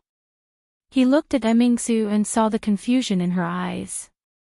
Without the Cui family and the king of Shu, they had no opponents. What should they do now? Life suddenly lost its direction, just like a salted fish that had lost its dream. In the courtyard, Mississippi Lu was wiping the tears in her eyes and glancing at the closed door from time to time. Chapter 929. The fall of the Cui family and the escape of the king of Shu gave Li Yi the feeling of a fish that had gathered its strength and was about to swing, but suddenly lost its target. If they had known that the old emperor had planned to flip the table, they would not have made the unnecessary move of knocking on the doors of the nobles. Assassinating the legitimate son of the royal family and pretending to be the eldest son of the emperor, unlike the crime of the Green Ruler, if these two crimes were made public, although they would still cause a great commotion, the old emperor would not lose too much face. He was an emperor, and he was also a man. For a man, what could be more humiliating than wearing a green hat on his head? But thinking about it carefully, it could not be said that they had made unnecessary moves. If not for this incident, the capital would have been in even greater turmoil. Only by smoothing out the source of the turmoil in advance could the people and the court be stabilized. The fall of the Cui family was a good thing, but it also brought a new problem. The throne had to be inherited. It was said that women's thoughts were difficult to guess, but Li Yi felt that men's thoughts were even more difficult to guess. Who did the old emperor want to pass the throne to? Why did he hide it so well? Emingsu thought for a long time before looking at him and saying, let nature take its course in the future. Li Yi knew the hesitation and struggle in her heart. In fact, she had not really made up her mind. Once she embarked on that path, there would be no lack of blood, and the person she would have to face in the end was her father. Li Yi nodded and did not say anything more. If she could not overcome the obstacle in her heart, no matter how hard others tried, it would be of no use. Fortunately, things were different now. After the fall of the Cui family and the loss of hope for the king of Shu, their situation was much better than before. After seeing off the eldest princess, he paced in the courtyard to relieve the depression in his heart. He had been full of energy and had made preparations for everything, but the Cui family had suffered a setback. It was difficult to release the energy in his heart, and it was very uncomfortable. Seeing him pacing back and forth in the courtyard with a gloomy face, Xiaohuan came over and asked with concern, "Son-in-law, what's wrong?" Li Yi sat down by the stone table and shook his head, saying, "There's always a feeling of having energy but nowhere to use it. You have the strength but nowhere to use it." On the opposite side, Mississippi Lu had finished wiping her eyes and sheathed her sword. She looked up at him and asked, "Can I help you?" Li Yi looked at the expression on her face and replied without any hesitation, "No need." Mississippi Lu stood up and waved her hand. "We're family. You're welcome." Li Yi said with an extremely solemn expression, "There's really no need. I have the strength but nowhere to use it. It's so uncomfortable to hold it in. I'll just vent it out. I don't have anything to do now anyway. I really don't need to trouble you." It was very strange. Maybe because of her reminder, Li Xian came over. When Mississippi Lu went out, she didn't forget to bring autumn water with her. "Have you heard? The entire Cui family has been escorted to the capital." Looking at his excited and shocked expression, Li Yi nodded and said, "I heard. Mingzu just told me." "Why? You don't even know what your father has done." Li Xian shook his head and sat down to drink a cup of tea. He said, "Father didn't tell me when he left." "How would I know?" After saying this, a curious expression appeared on his face. He asked, "What should we do next?" Li Yi was puzzled. "What should we do? The Cui family has fallen and the king of Shu has fled to escape punishment. This is our best chance." Li Xian looked at him and frowned. "Take advantage of this opportunity to rope in the court officials and befriend the family of generals. Let Mingzi move forward." He looked at Li Yi and asked with some dissatisfaction, "How can you be a military advisor if you don't seize this kind of opportunity?" Li Yi had discovered a long time ago that Li Xian was absolutely warm-hearted. If Mingzi was the calm emperor, then he must be the anxious eunuch by the emperor's side. It was a pity that when it came to being an emperor, those who should be anxious were not anxious. It was useless for those who should not be anxious to be anxious. Li Yi shook his head and said, "Why don't you talk to Mingzi? Mingzi only listens to you." Li Xian took another sip of tea and looked at him. He asked, "Sit down and talk." "Are you tired of standing?" Li Yi rubbed his butt and said, "It's okay. I like to stand." These days, the capital was in a constant state of turmoil. Drama after drama was played out. Families fell one after another and rose up, including the Cui family, the Qin family, and the Qin family. They were either destroyed or declined. The degree of excitement was so great that even the new show in the brothel couldn't compare to it. Compared to these shocking things, the fact that the Qin family's young Duke Qin had absconded out of fear of punishment for kidnapping a woman and had yet to be arrested and brought to justice was not so important. These days, the Qin family was much more deserted. It was not only because autumn had arrived and the leaves had withered and fallen, but also because the world had become desolate. The most important reason was because 4 of the 5 Qin brothers had been imprisoned in recent days and their families had been separated. Now that Prime Minister Qin had fallen ill, the Qin family had dismissed some of the servant girls and servants. The entire estate was even less lively. Fifth Lord. "Hello, Fifth Lord." "Greetings, Fifth Lord." 2 figures walked out from the depths of the small path. Along the way, the Qin family servants who met them hurriedly bowed. Wu swept a withered leaf off the shoulder of a middle-aged man in front of him and asked, "Fifth Lord, are we still going to the brothel to watch the show today? Yes. The Qin family's fifth lord nodded and said, but it's not the brothel. Let's go somewhere else today. Outside the capital, by a desolate river. The river was overgrown with weeds and few people were there. The reeds were as tall as a person. A broken wooden boat was anchored there. No one knew how long it had been there. In the canopy of the wooden boat, a person lay limp there like a puddle of mud. His hair was unkempt and his face was dirty. His clothes were ragged, and his limbs were bent at a strange angle. If it weren't for the hair that covered his face still moving rhythmically, no one would think he was a living person. However, he really was a living person. He bit a piece of porcelain in his mouth. He bent down and laboriously cut the rope in his hand. The sound of footsteps came from outside. He put the porcelain piece into his mouth and stared ahead with lifeless eyes. A beam of light appeared in the canopy because someone had lifted the heavy curtain and walked in from outside. He ignored the stench in the canopy, walked to Qin Yu's side, and crouched down. The Qin family has fallen to such a state. He looked at Qin Yu and said in a small voice, "This is what you've always wanted, right?" A glimmer of emotion finally appeared in Qin Yu's turbid eyes. "Your mother's death, back then, I was powerless." The Qin family's fifth lord looked at him and said, "I am only Qin Wu. Before me, there was still Qin Yi, Qin Air, Qin San, and Qin Si. It's not up to me to decide these things, although you are very pitiful." He looked into his eyes and said, "But this is not a reason for you to do other things." After whispering a few words, he stood up and looked at Qin Yu.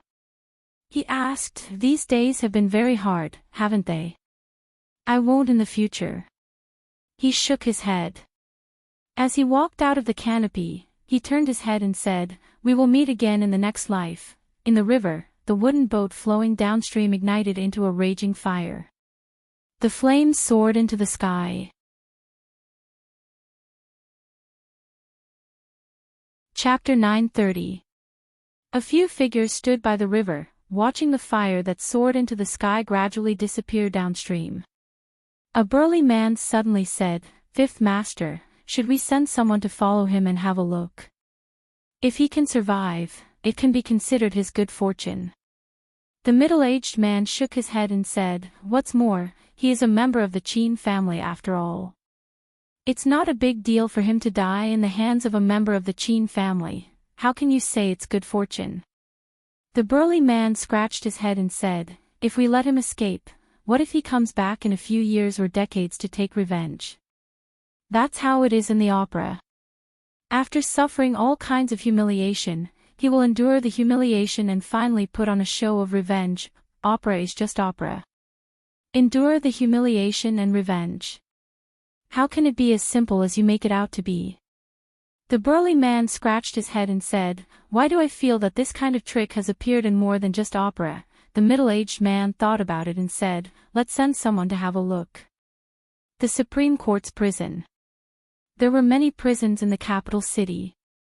Ordinary criminals could be locked up in the prisons of the county government and the prefectural government. Only when there were major cases or extremely vicious criminals would the Ministry of Justice take action. If the case involved officials and nobles in the capital city, it would usually be handed over to the Supreme Court. The people involved in the case of the Cui family and the King of Shu were locked up in the Supreme Court's prison.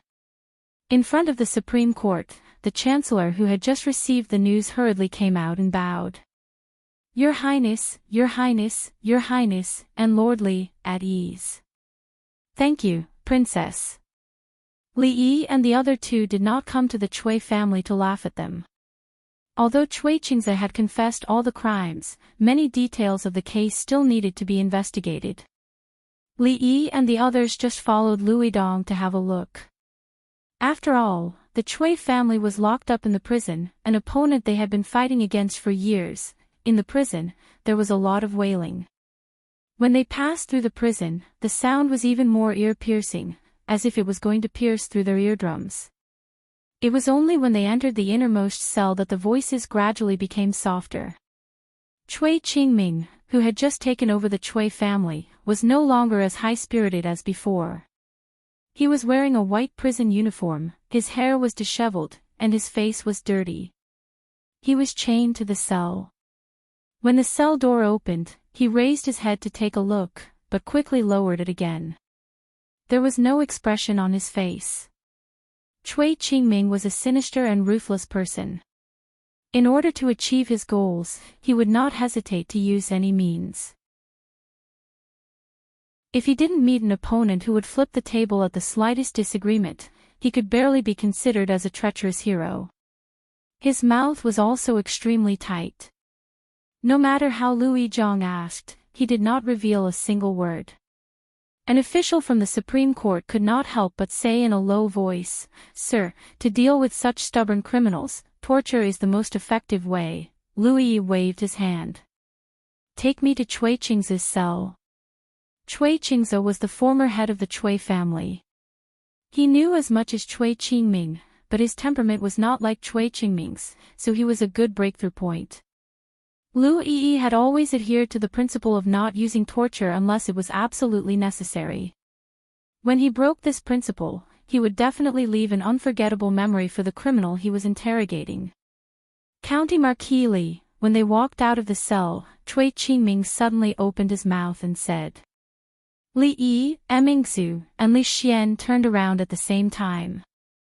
Chui Qingming still lowered his head and said no more. Li Yi looked at them and said, "You go first. Be careful." Mingzu looked at him a little, nodded, and turned to leave. Li Xian's face was full of curiosity. Chui Qingming clearly wanted to say something only to Li Yi, but if he wanted to say it, he did not want to say it in front of him. The fire of curiosity burned in his heart, but he could only leave with Mingzu. Li Yi walked in front of Chui Qingming. He still did not raise his head and said in a low voice, "That thing, it was you who did it, right?" Li Yi didn't know which incident he was talking about, but the things that happened to the Chui family, which one of them wasn't his doing? No matter which incident Chui Qingming was talking about, he wouldn't be wrongly accused. Chui Qingming raised his head slightly. "More than 40 dignitaries were kidnapped by you. Forcing the king of Shu to leave the capital was also your doing. The downfall of the Yu family and the Chu family was driven by you behind the scenes. It was you who turned Liuli into glass and almost shook the foundation of the Chui family. I never thought that even Xing Shichen. I'm afraid that you have something on him." Li Yi shook his head. "You really misunderstood this. Lord Xing did it voluntarily. That's called abandoning darkness for light. Abandoning darkness for light. These words can only deceive a 3-year-old child." Chui Qingming smiled disdainfully. "What is light and what is darkness? Winner is king and loser is thief. The winner is light and the loser is dark." Li Yi looked down at him. "You called me here just to say this." A smile suddenly appeared on Chui Qingming's face. "Do you really think that you have one?"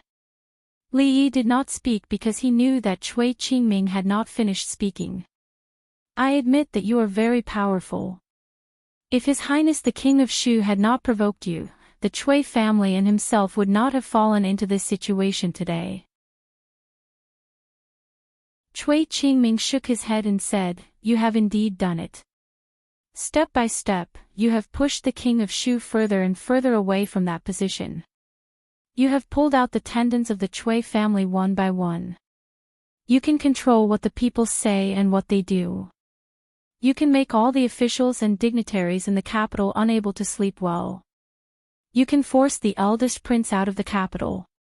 In front of you, the century-old families are nothing but chickens and dogs, but do you really think that you have one? Although your surname is Li, you are not that Li." Chui Qingming sneered and the expression on his face immediately became ferocious. He said in a cold tone, "The more you win now, the worse you will lose in the future. How many days does His Majesty have left?" Even if the king of Shu cannot ascend to the throne, there will always be other princes to replace him. How can they tolerate people like you appearing in the capital, in the Jing kingdom? The day the new emperor ascends to the throne will be the day you die. And there is the eldest princess. Do you think that you will be safe with the protection of the eldest princess?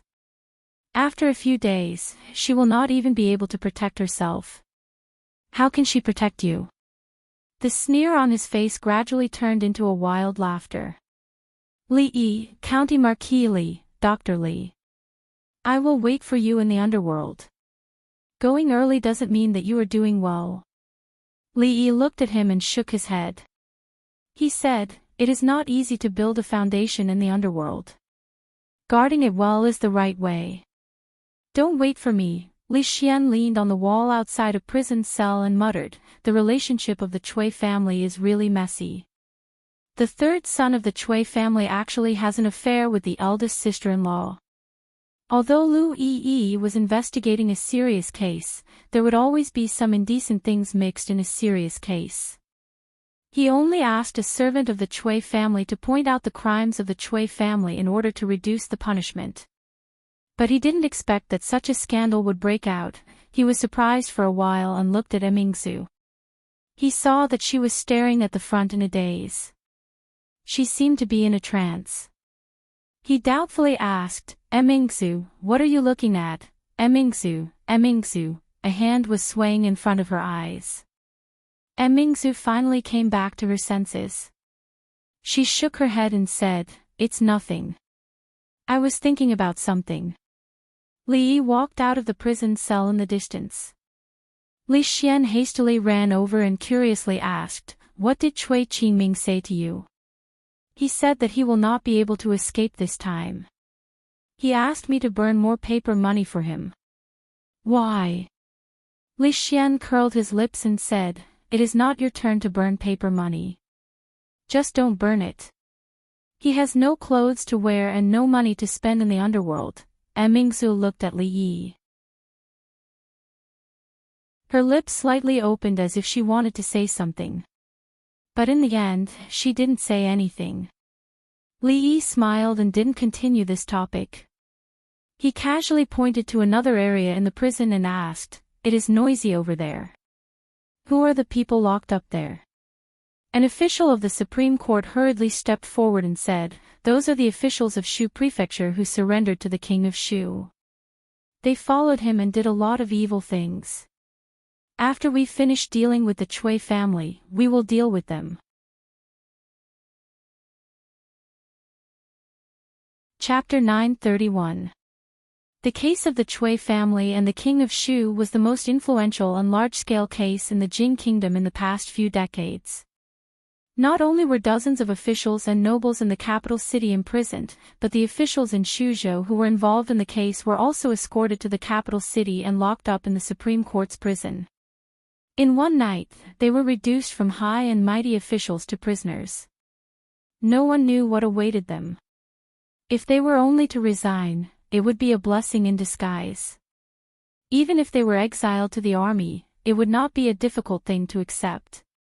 However, if they were too deeply involved with the king of Shu, they would be sent directly to the guillotine. If that happened, there would really be nothing left. At this time, in a cell somewhere in the heavenly prison, a young man clutched his abdomen. Cold sweat seeped from his forehead, and his body trembled. Xian, what's wrong with you? In the cell next door, a woman's face was full of anxiety. She tightly grasped the bars in the middle and asked with concern. The young man's forehead was full of cold sweat, but he raised his head and smiled as he waved his hand, saying, it's nothing, it's just an old problem.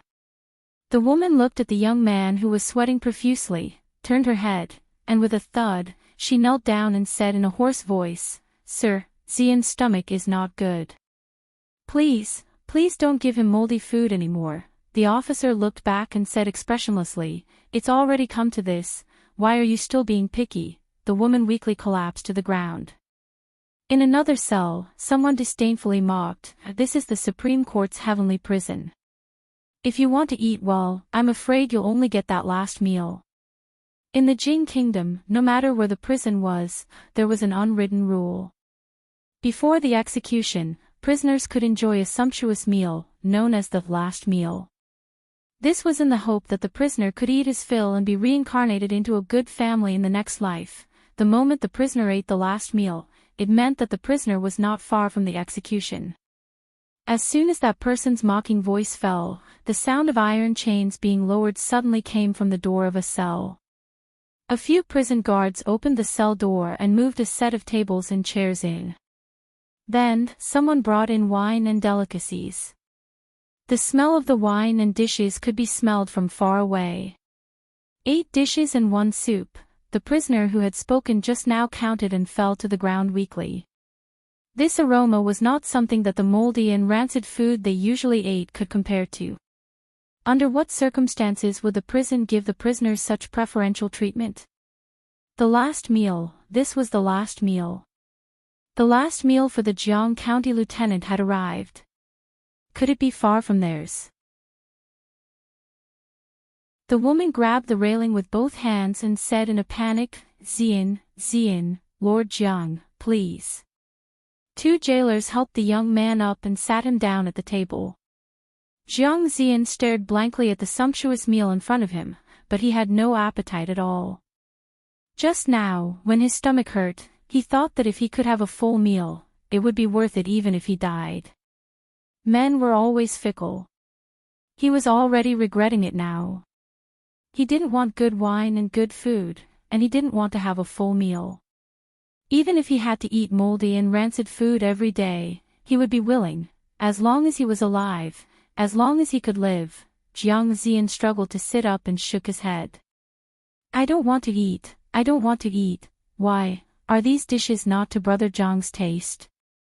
Li Yi walked into the cell and said in surprise, it doesn't matter. What do you want to eat, Brother Jiang? Just tell me, and I will ask someone to make it again. This voice was very familiar, so familiar that it was engraved in his bones. Jiang Zian turned his head and saw a figure walking into the cell. His whole body froze in place, as if he had been struck by lightning. Brotherly, Li Yi walked into the cell and personally helped him to the table. He said with a smile, Brother Jiang, long time no see. Li Xian and Emingzu walked over side by side.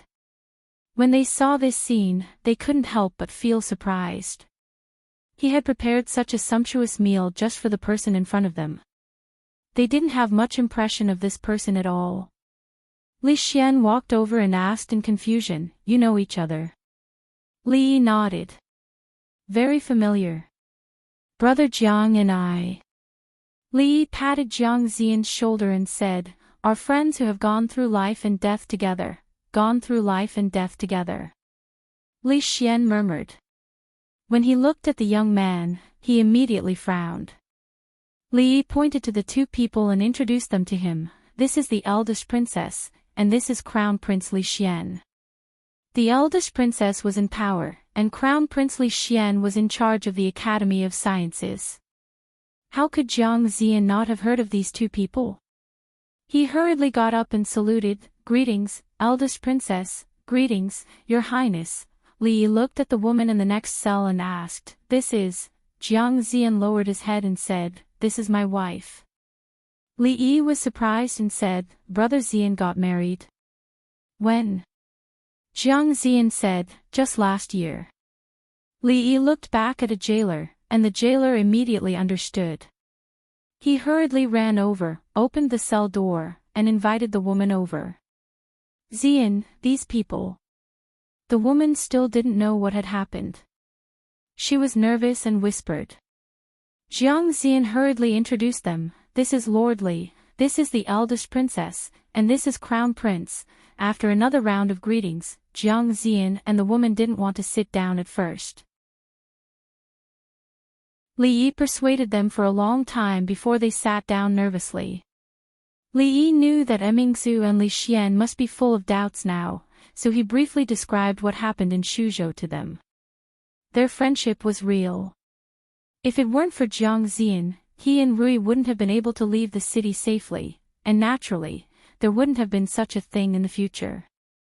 After knowing the inside story, Li Xian looked at Jiang Ziyan without the dissatisfaction in his eyes. Li Yi looked back at the official of the Supreme Court and asked, "What crime did he commit?" The official of the Supreme Court looked bitter and said, "He didn't commit any crime, but Lord Jiang is under the command of the King of Shu." Jiang Ziyan lowered his head. Sometimes, one didn't need a specific crime to be convicted. It was normal to be implicated by following the wrong person. He looked at Li Yi with a hint of hesitation on his face. After a long time, he said, "Lord Li, Jiang Ziyan deserved to die. But for the sake of our past relationship, can you save my wife? She is innocent, Ziyan." The woman held his hand and said with a solemn expression, "If you die, I will immediately follow you. Don't talk nonsense. I am a member of the Jiang family in life, and a ghost of the Jiang family in death. Then I will divorce my wife. At this point, it's too late for you to divorce." Li Yi's face was a little dark. He came over to reminisce about the old days, not to watch them show off their love. He coughed and said, "These years, Brother Ziyan has suffered under the command of the King of Shu." Jiang Ziyan raised his head, and a trace of confusion appeared on his face. The woman had already understood the meaning behind Li Yi's words. She knelt on the ground and said repeatedly, "Thank you, Lord Li, thank you, Lord Li." In the surrounding cells, the people smelled the fragrance and swallowed the rancid prison food. Although the last meal was delicious, they felt that the food that emitted the smell was even more delicious. That woman. What was the use of kowtowing? Could kowtowing be spared from the death penalty? At this moment, they only felt that if they could eat food like this in front of them for the rest of their lives, they would have nothing else to ask for.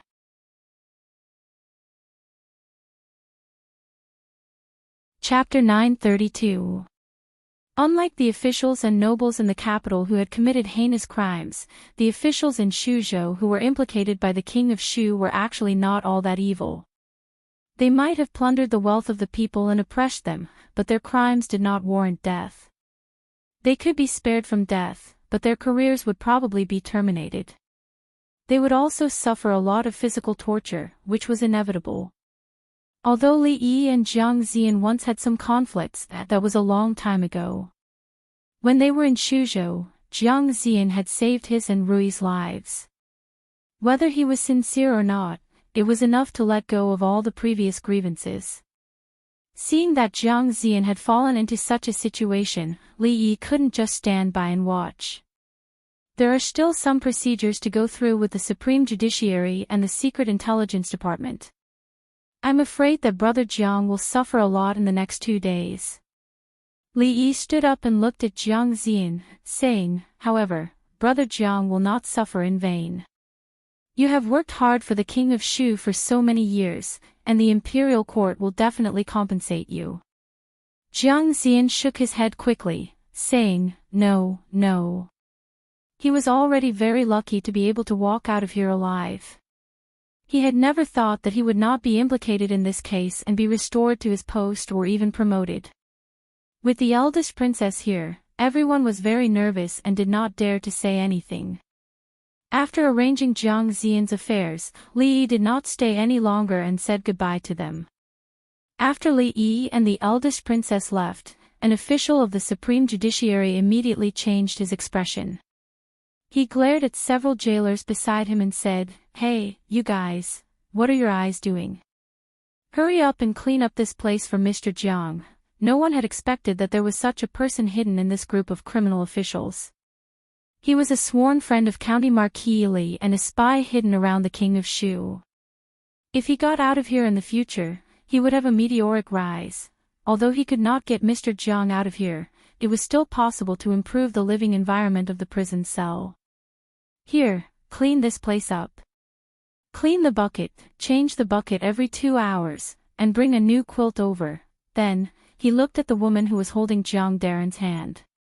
He rolled his eyes and said, "Jiang Daren, I'm really sorry. Recently, the prison has been tight. Why don't you and Madame Jiang stay in the same cell for the next 2 days? Jiang Ziyan could naturally feel the kindness of the official of the Supreme Judiciary. He nodded and said, "Thank you very much, Your Excellency." The official of the Supreme Judiciary smiled and said, "You are welcome." Very soon, the entire cell was clean and spotless. The single bed was replaced by a double bed. The quilt on the bed was also brand new. Even the cell was surrounded by curtains that could be drawn down at any time. It was like an independent little world. Beside the bed, the young woman held Jiang Zian's hand and asked in confusion, "Husband, what's going on between you and Master Li?" Jiang Zian sighed, and a trace of reminiscence appeared on his face. He said, "It was an autumn day 3 years ago. I had just become a jinshi. I was full of passion and high spirits. That day, Prince Ning held a banquet in his manor and invited all the jinshi of Qing and prefecture. Then I met him, and then I was sent to the remote Shuzhou." Jiang Zian sighed and murmured, "It's either a blessing or a misfortune.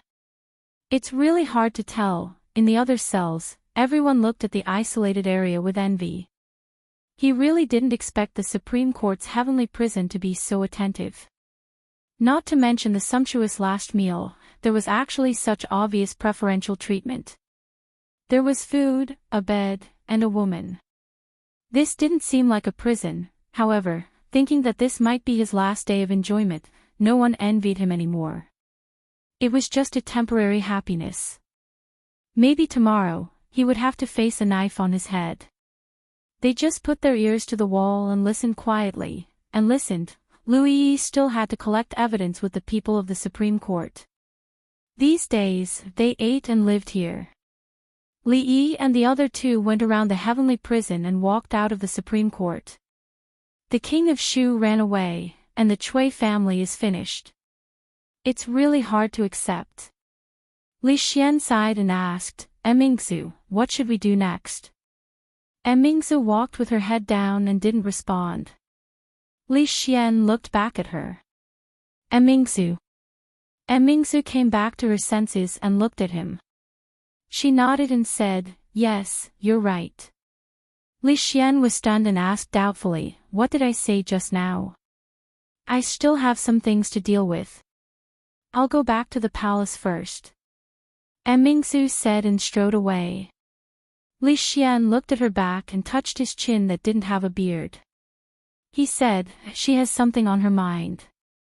Li Yi counted on his fingers and said, "Women have a few days every month. She'll be fine in a few days." Li Xian didn't continue this topic. He suddenly asked, "Has your butt healed?" Li Yi looked back at him and said with a frown, "My butt has always been fine. I saw it when I went to your house the other day." He shook his head and looked at Li Yi. He said pitifully, "I think, compared to you taking her down, it'll be easier for her to take you down." Yunshi village was a village dozens of miles away from the capital. It relied on the mountains and the rivers. Yunshi village had its back to the mountains and water. The villagers mainly made a living by fishing and farming. Occasionally, they would go into the mountains to hunt and walk dozens of miles to the market in the capital to exchange for money. The rich people in the capital were very fond of the wild animals in the mountains. The village was remote and not close to the official road. For hundreds of years, the villagers of Yunshi village worked at sunrise and rested at sunset. Other than the daily buying and selling activities, they rarely interacted with the outside world. Of course, there were times when outsiders would pass by the village to rest and ask for a cup of water. The villagers usually didn't refuse. At this moment, under a large locust tree at the entrance of the village, a man wiped his mouth and praised, "There are mountains and water. This place is good." In front of him, a villager smiled honestly and said, "In our hearts, this place can't even compare to the capital." After saying this, he waved his hand at an old man who walked in from outside and asked, "Old man Lu, did you go into the mountains again?" The old man's legs seemed to be ill and he couldn't walk steadily. He had a bamboo basket on his back. He smiled and said, "I just picked some herbs. I didn't go very far." Watching the old man limp away, the villager smacked his lips and said, "Old Lu is also a pitiful man. He's old, and it wasn't easy for him to have a daughter. Once, when he went to the city, she was defiled by the young master of a powerful family in Jingdo. Later, the girl jumped into the river. Old Lu went to the yamen to seek justice, but his leg was broken. The old woman at home fell ill from anger and still hasn't recovered." The big man shook his head and said, "He is indeed pitiful. However, the court has a policy for old people like this to go to the medical center built by Her Highness the eldest princess. They don't need to pay to see the doctor and they don't need to pick their own herbs. Everyone in our village remembers Her Highness's kindness. If it weren't for Her Highness's medical center, this old woman would have died long ago. However, picking herbs is not for his old woman. A few days ago, old man Lu picked up a person from the river. That person's hands and feet were all broken, and his body was badly burned. Old man Lu was picking herbs for him." The villager's expression became angry as he cursed, "This King world, good people really don't have good rewards, good people don't live long, and evil people who do evil live more freely than anyone else." The big man finished drinking and patted him on the shoulder. He comforted him, "Good and evil will be rewarded. Heavens will reincarnate. Evil people will definitely get their retribution." In a dilapidated courtyard, just as the old man walked through the door, an old woman walked out and said excitedly, "He's awake, he's awake." The old man didn't have time to put down the medicine basket on his back. He limped into the house and came to the bed. A figure on the bed had already opened his eyes. There were large burns on his exposed skin, and most of his hair was burned. His limbs were strangely bent, and there was still a trace of trance in his eyes. The old man staggered over and said with a smile, "You're finally awake." The person on the bed said in a hoarse voice, "Did you save me?" The old man nodded.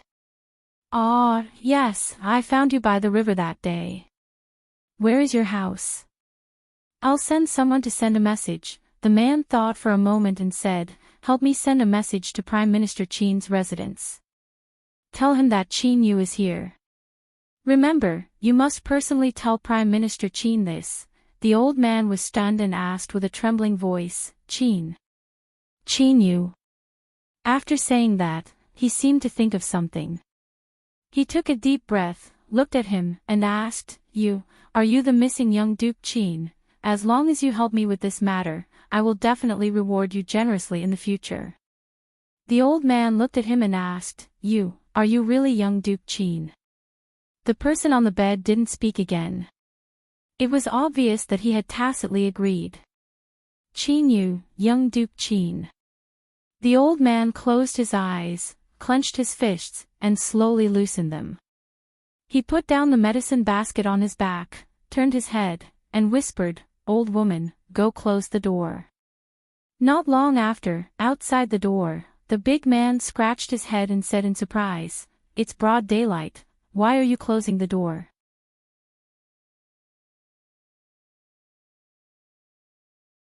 Chapter 933. Thump. Thump. Thump. The already broken wooden door, under the external force, made a rhythmic tremble, dust rustling down. After a long time, the sound of footsteps came from the courtyard. The footsteps were very slow, stopping and pausing, indicating that the owner of the footsteps was walking very slowly. After a long time, an old voice came from the other side of the door. "Who is it?" "It's me." A rough voice came from outside the door. "You are De Zhuang from the east side of the village." "Yes, I am De Zhuang." Old man Lu quickly opened the door. The sound of a wooden bolt being moved came from inside. The wooden door creaked open, and an old face peeked out from inside. Seeing the unfamiliar man outside the door, the old man was startled, and blurted out, "You are not De Zhuang." A trace of panic appeared on his face, and he hurriedly closed the wooden door.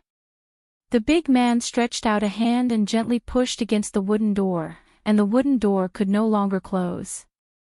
"Sir, this is not right." The big man looked at him, shook his head, and said, "It's broad daylight right now, and there are so many people in the village. There are 3 people squatting under the tree opposite, and I can't do anything to you. Even if I'm not de Zhuang, you don't have to be so panicked. Aren't you exposing yourself here?" Seeming to realize the problem with the big man's words, the expression on the old man's face regained some calmness, and he asked, "Who are you, and why are you pretending to be de Zhuang?" The big man looked at him, smiled, and said, "Is young Duke Qin inside?" The old man's expression changed again, and he suddenly shook his head, and immediately said, "I don't know any young Duke Qin, and I don't know what you are talking about. If you don't leave, I'll call for help. You've exposed yourself again." The big man looked at him, and said helplessly, "Even if you don't know young Duke Qin, you can just tell me. Why are you acting so agitated, as if you're afraid that I know him, and you're closing the door and calling for help? Aren't you clearly telling me that young Duke Qin is inside?" After saying this, the old man's face was already pale and bloodless.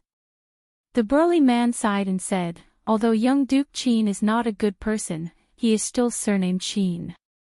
Even if he dies, he can't just casually die outside." Seeing the old man's face turn even paler and his body tremble uncontrollably, the large man was stunned for a moment and asked in disbelief, "He can't really be dead, right?"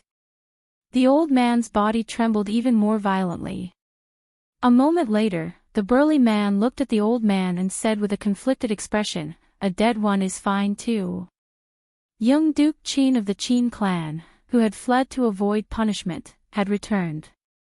However, he was carried back. When he was carried back, he had already lost all signs of life. According to the coroner's examination, the corpse's 4 limbs, no, all 5 limbs were broken. His entire body was covered in burns, and there were countless knife wounds all over his body. He was almost like a sieve. One could imagine the inhumane torture this little duke had suffered before he died. There was no way to solve this case. The body was found by a riverbank 10 li away from Jingdo. It had been soaked in the water for a long time and had long changed beyond recognition. No clues could be found. If it were not for the jade pendant he had on him that proved his identity, the bailiffs of the Yamen would not have recognized him as young Duke Qin. The Qin family had just experienced a great change. Now, they had to hold a funeral. Prime Minister Qin, the old sending off the black, could be said to be extremely tragic. When the people of Jingdo learned of this matter, they were also affected by this sorrowful atmosphere. Every household was decorated with lanterns and banquets. The atmosphere was very lively. The biggest wastrel in Jingdo would finally no longer harm people. The people no longer had to be on edge. Even some minor nobles dared to let their wives and concubines go out. Nothing could compare to this joyous event. In the Qin family, the servants wore plain mourning clothes. The 5th master of the Qin family supported Prime Minister Qin and slowly walked into the mourning hall. After the 2 of them walked in, everyone in the mourning hall left one by one. Prime Minister Qin's expression was calm. There was no sadness or joy on his face. It was just that his originally straight back, after bending, could no longer straighten it. He supported Prime Minister Qin to sit down and said softly, "Father, your health is not good. Don't be too sad." Prime Minister Qin raised his head and looked at him. He asked, "Did you do it yourself?" Hearing this, Qin's body stiffened. He quickly relaxed and shook his head. "No." Prime Minister Qin refused his support and stood up from the chair. He slowly walked out of the mourning hall and looked back. The eldest son of the Qin family was now lying in the coffin in the middle. He turned his head again. The once prosperous Qin family only had 1 son left of the 5 sons. The next generation was either affected by their fathers or brought back to their parents' home because they were too young. The Qin family now only had 2 people left. It could no longer be called a family. He wanted to look up at the sky and laugh, but he could only make a sound like a broken bellow. Haha, this old man's whole life, Li Yi was reading a poem. It was a poem written by Mississippi Liu. He never knew that Mississippi Liu could actually write poems. She had only started reading for a short period of time. He was afraid that she could not even recognize all the words. This jump was really too big. The second young lady of the Liu clan stood beside him and asked, "Is his handwriting ugly?" Li Yi shook his head and said, "Not at all. If your writing is ugly, there is no good writing in the world." He said this not only because he wanted to flatter Mississippi Liu. Mississippi Liu might not be able to recognize all the words, read articles, or write poems, but she could write good writing that countless people would envy.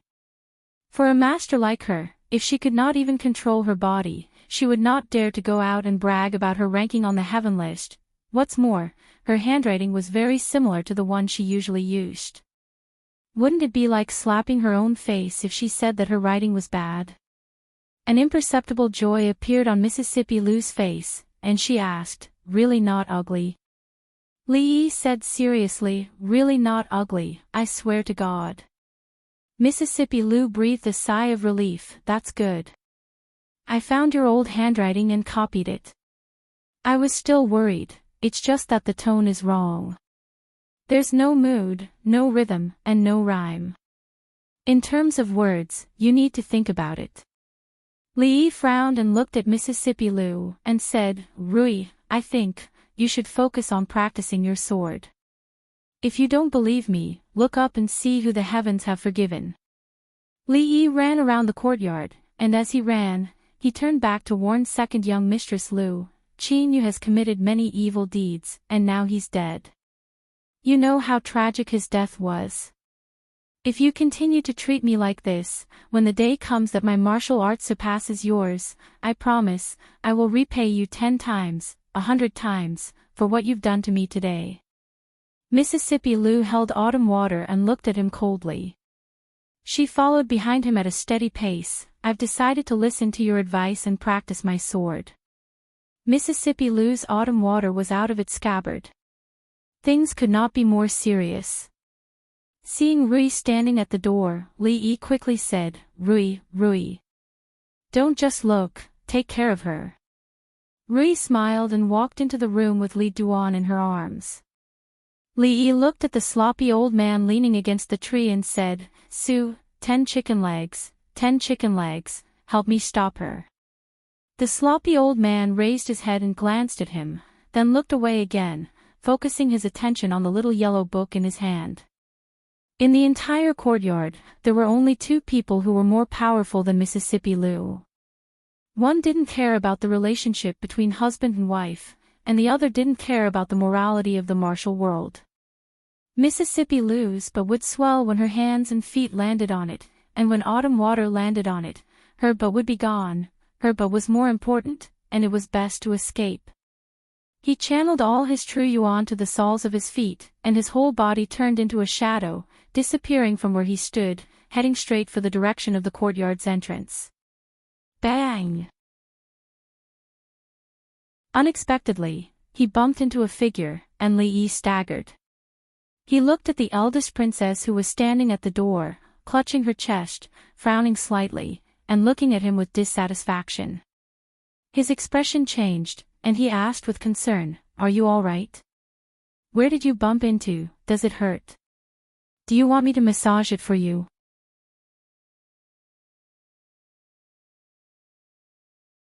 Chapter 934. Li Yi was surprised himself. It wasn't like he didn't know what he was capable of, so how could he have bumped into the eldest princess? With her martial arts and alertness, no matter how sudden it was or how fast he was, it was impossible for her to not be able to dodge in time. Unless she was really too absent-minded. So absent-minded that she didn't even notice that someone had bumped into her. He naturally knew how fast he was just now. Even he felt pain when he bumped into her, not to mention the delicate eldest princess. Therefore, the first thing he did was ask her where she had bumped into. Did it hurt? Did she need him to help rub it? However, what was with the 3 inexplicable chills he felt from the front, the back, and the door? Was there anything wrong with not running away after bumping into someone and showing proper concern? Compared to those people who ran away after the accident, her personality was many times more noble. Li looked at the eldest princess and said in a concerned voice, "I'm sorry, I ran too fast just now. Are you all right?" "I'm fine." Mingzu covered her chest with one hand and shook her head, but her brows were still slightly knitted. No wonder it felt so soft just now. Li realized where he had bumped into and he couldn't help feeling even more worried. After several months of hard work, the eldest princess' chest finally had a bit of improvement. It could even be said that it was just beginning to take shape. If it was knocked back by this, wouldn't he be committing a great sin? Wouldn't he be ruining this girl's life? Out of a man's sense of responsibility, he had to take responsibility for her to the end. When there were outsiders around, Mississippi Lou's personality was completely put away. She didn't want others to think that she was a violent woman, especially not Mingzu. She could read and write poems. She was also skilled in both literature and martial arts, not any worse than Mingzu. When she sat down at the table, the eldest princess put her hand down from her chest. When Li looked at her carefully, he found that she was very different from before. Although her clothes were as neat as before, and her hair was not disheveled, her complexion was much more haggard than a few days ago. She seemed to be extremely exhausted, and this exhaustion was not shown on the outside, but on the inside. In the past, when she stood next to Second Miss Lu, the only thing that she could compare to Second Miss Lu was her luxurious temperament and her equally good looks. Now, her temperament was gone and her beauty was gone.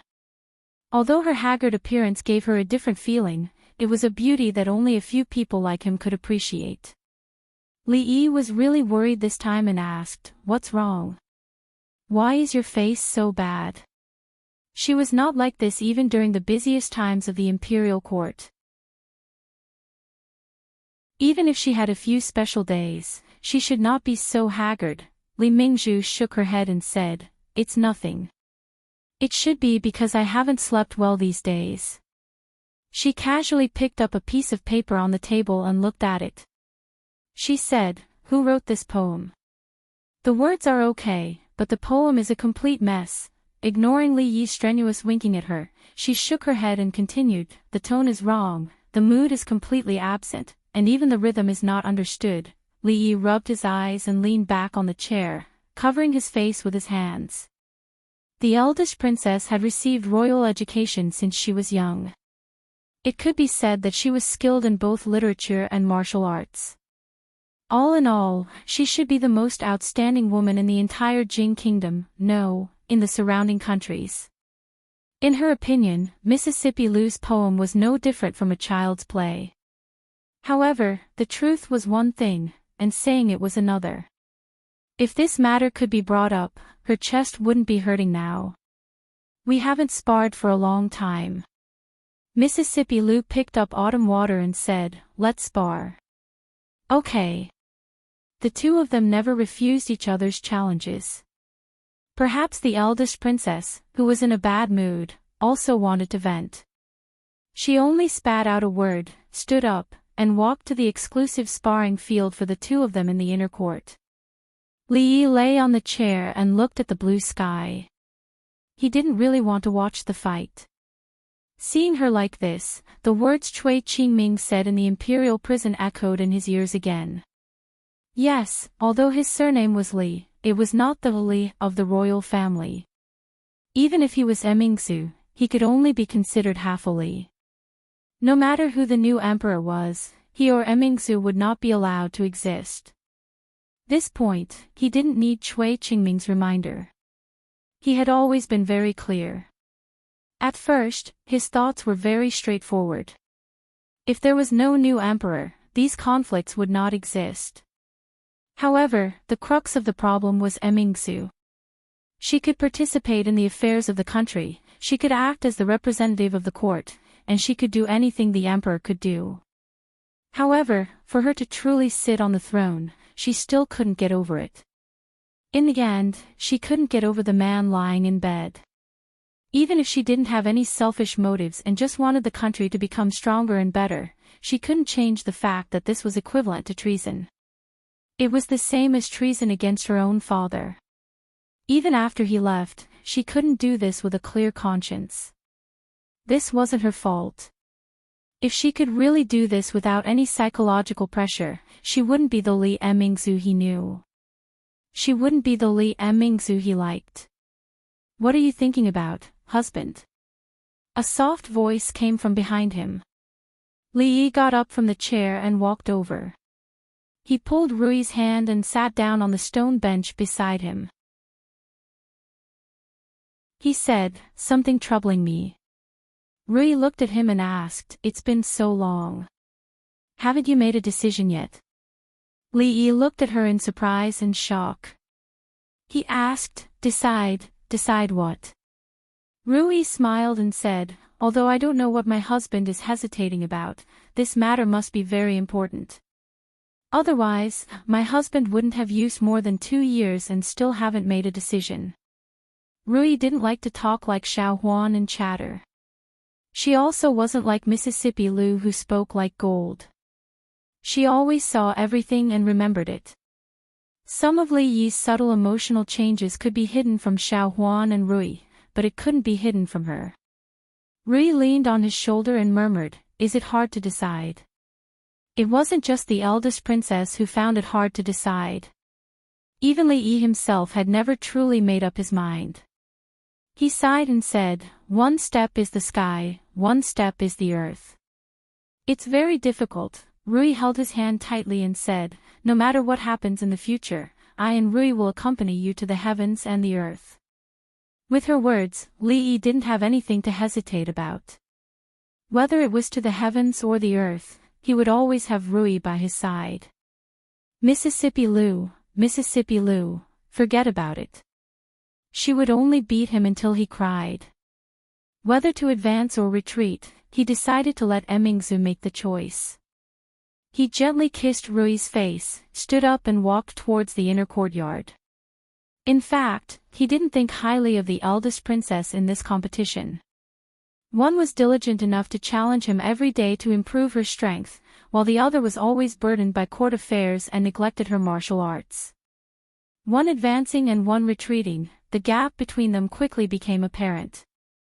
Sure enough, the sound of their previous competition was bang bang bang, but now it became bang bang bang. Li Yi passed through a moon gate and saw that the eldest princess was pressed down by Mississippi Lu. He raised his hand and quickly fell down, hitting a certain perky part of her body. That was how the sound of bang bang bang came out. As he hit, he frowned and asked, "Do you submit? Do you submit? Do you submit?" Li Yi stood still, thought for a moment and asked, "Do you need my help?"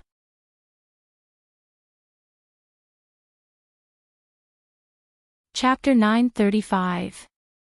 Help. How do you want to help?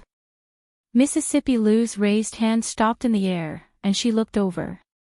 The Princess Royal's acupuncture point was sealed, and her pretty face was flushed. She stared at him with a murderous look. "Rui, what are you doing?" Li Yi walked over quickly, pulled Mississippi Lu away, and said, "Mingzhu is a princess. How can you treat her like this?" "Let go of her." Mississippi Lu was pulled away by him. The murderous look in the Princess Royal's eyes dissipated, and there was a hint of apology. It turned out that the help he was talking about was to help himself. Li Yi secretly wiped away a cold sweat. Although he also wanted to try what it felt like to spank the butt of a princess who might become an empress in the future, it was just for the moment. There was still a long way to go. To Rui, just thinking about it made him tremble. After the Princess Royal was helped up by him, she still couldn't move. Li Yi looked up and down, left and right, and asked, "Have your acupuncture points been sealed?" "Where was it?" "I'll help you unseal it." The Princess Royal's face turned red again, and she didn't say anything. Mississippi Lu came over, pushed him aside, and gently touched Mingzhu's chest.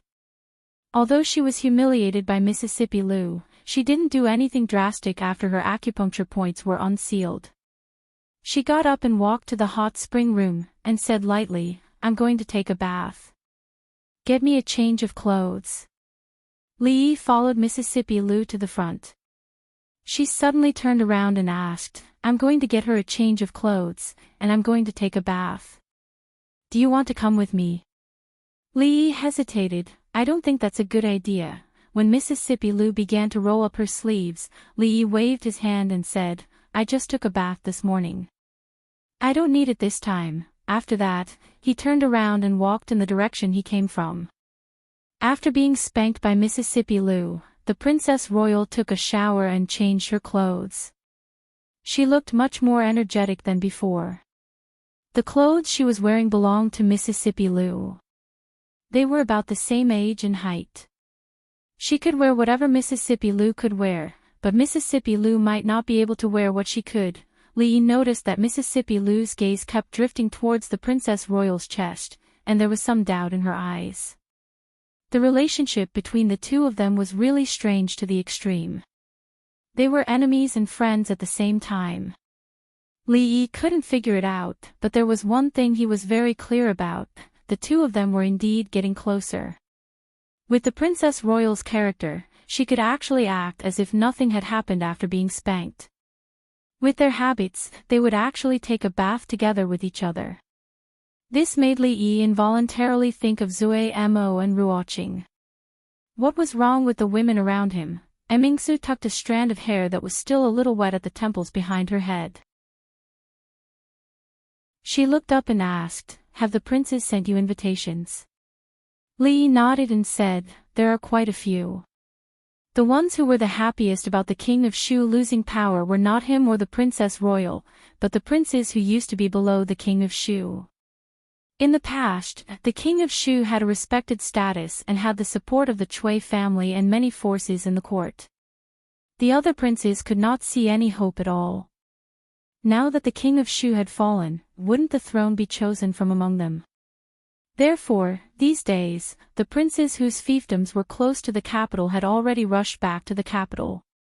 Those whose fiefdoms were far away were also on their way back after receiving the news.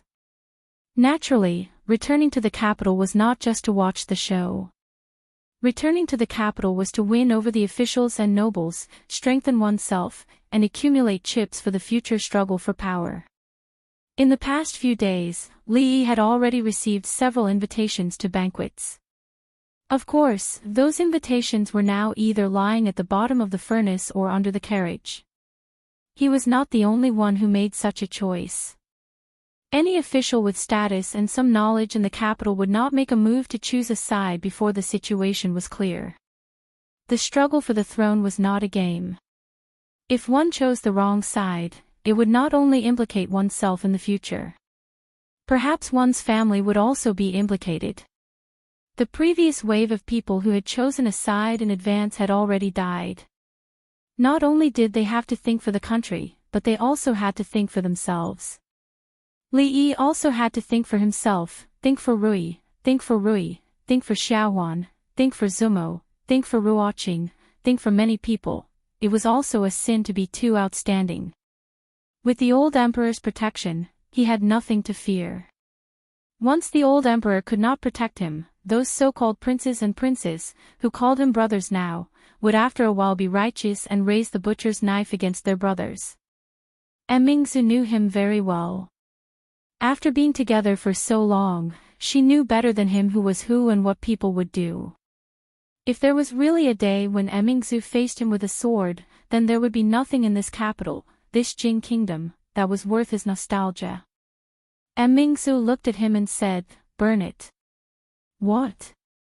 Li Yi looked at her, and Mississippi Lu also looked at her. "Burn all those invitations," the eldest princess said in a low voice. The eldest princess said in a low voice. Then she looked up at him and said seriously, "I've decided." Mississippi Lu looked at her and asked, "What have you decided?" Li Yi didn't ask because he knew what she had decided. He was a little curious and a little surprised. This question was actually what he was going to ask her. Before he asked, she had already given the answer. He looked at her face and asked seriously, "Have you really decided?" Her expression was equally serious. "I have decided. No regrets. No regrets." Li Yi knew where the knot in her heart was. It was also the knot in his heart. If she couldn't get over it, she would never be able to make up her mind. That step was so difficult that the two of them had taken it for 2 years, but they still hadn't crossed it. What exactly happened that made her make such a decision in just a few days? Thoughts flew in his mind. After a moment, he nodded, got up and said, "It's good that you have decided. I will send you back." Mingzu stood up and nodded. Mississippi Lu looked at them. She felt that although the three of them were sitting very close, she was so far away from them. She couldn't understand what they were saying, couldn't understand what they were doing. She felt that she was the outsider. Li Yi sent the eldest princess out the door before turning his head. He looked at her and said, "That day in the celestial prison, what Cui Qingming said, did you hear it all?" She didn't deny it, which meant she admitted it. Li Yi looked at her and sighed. He said, "Actually, you don't have to be like this. I really don't care. In the past, it was always you who did it for me." She stopped walking and looked at him. "Now, it's my turn to do it for you." The eldest princess, who had always walked the smart and capable path, suddenly began to be emotional. Li Yi was stunned and couldn't get used to it for a moment. This, that. Li Yi looked at her and thought for a moment. He said, "Even if you really want to do something, you have to tell me first. Don't let your imagination run wild. Look at how haggard you look these few days." The eldest princess shook her head and said, "It's all right. I can still hold on. It's not a matter of whether you can hold on or not." Li Yi shook his head and said seriously, "In the past, when you and Rui stood together, you were evenly matched. Now, she has taken 70% of the advantage. You only have 30% left." When Li Mingzhu heard that, she was taken aback for a moment before she gave a faint smile. She turned around and attentively helped him adjust his collar. She asked, "Do you know why Lu Rui always likes to beat you up?" "Why?" Li Yi immediately became spirited and asked curiously. This was something he had been puzzled about for a long time. He couldn't understand why the violent and savage Mississippi Lu didn't beat others but always beat him. In the end, he could only attribute it to the whole family. She couldn't beat Rui, and beating Xiao Huan would seem like bullying the weak. She could only bully him to get a little bit of psychological satisfaction. Mingzu helped him fix his collar. Then she clenched her fist again and said, "Because I also like."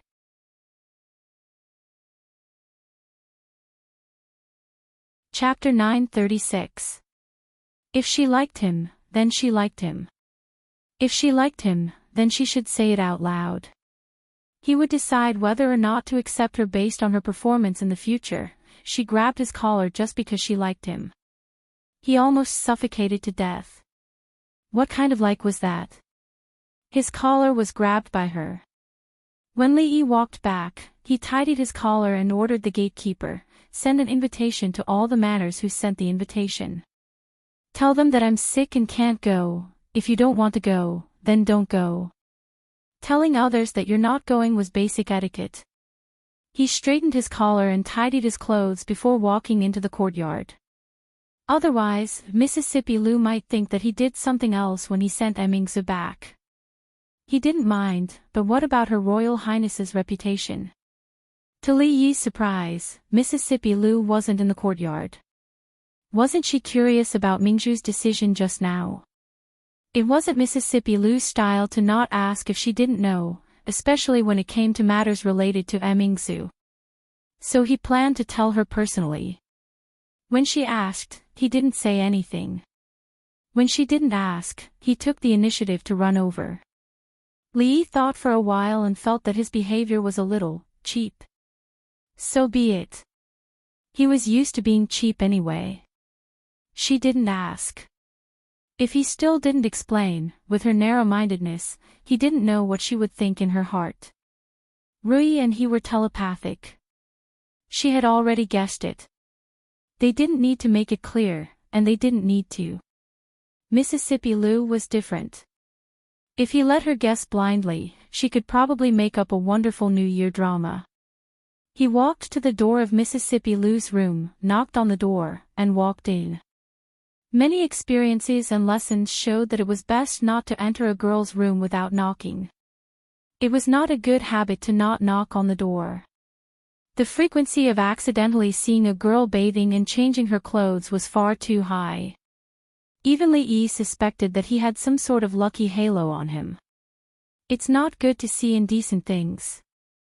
It's even worse if you don't take responsibility for what you see. Drunk Mo has already taken responsibility, and Ruoqing hasn't. Mississippi Lu, we're a family, so don't be so distant. Mississippi Lu was reading in the room. Li Yi walked over and sat down opposite her. He poured himself a cup of tea and asked tentatively, "Don't you have anything to ask me?" "No," Mississippi Lu replied without raising her head. Li Yi asked again, "Aren't you curious about Mingzhu's decision?" Mississippi Lu replied calmly without raising her head, "I'm not curious." Li Yi stood up, took the book away from her hand, and raised her head to make her look forward. Finally, he sat down opposite her and said, "You're not curious, but I want to say," Mississippi Lu finally stopped being arrogant and looked at him calmly. Li Yi sighed first, and a trace of sadness appeared on his face. He said, "His Majesty, I'm afraid he doesn't have many days left. You know, there's no hope for the King of Shu now. There's an undercurrent in the capital now. All the princes are returning to the capital with the excuse of visiting His Majesty, but they're secretly trying to fight for the throne." Mississippi Lu looked at him and asked, "Does this have anything to do with us?" "Why not?" Li Yi looked at her, knocked on the table and said, "You're the leader of the Lu League. You have so many martial arts masters, officials and nobles under your command. You can tie them up and beat them whenever you want. If you're angry, the entire capital will shake 3 times. Don't doubt that you have such power now." Mississippi Lu continued to listen to him. "Only His Majesty can allow such a force to exist near the capital because he knows that we won't use this force to do anything to harm the court. But now that the new emperor has changed, will he still trust us like the current His Majesty does? Moreover, you also know that in the current court, our family has already achieved a little bit of success. When the time comes, it will definitely attract the new emperor's suspicion. Maybe it will be used to establish power." Li Yi felt that he needed to explain the stakes in this matter to Mississippi Lu. She had already grown up, and she needed to learn about other things.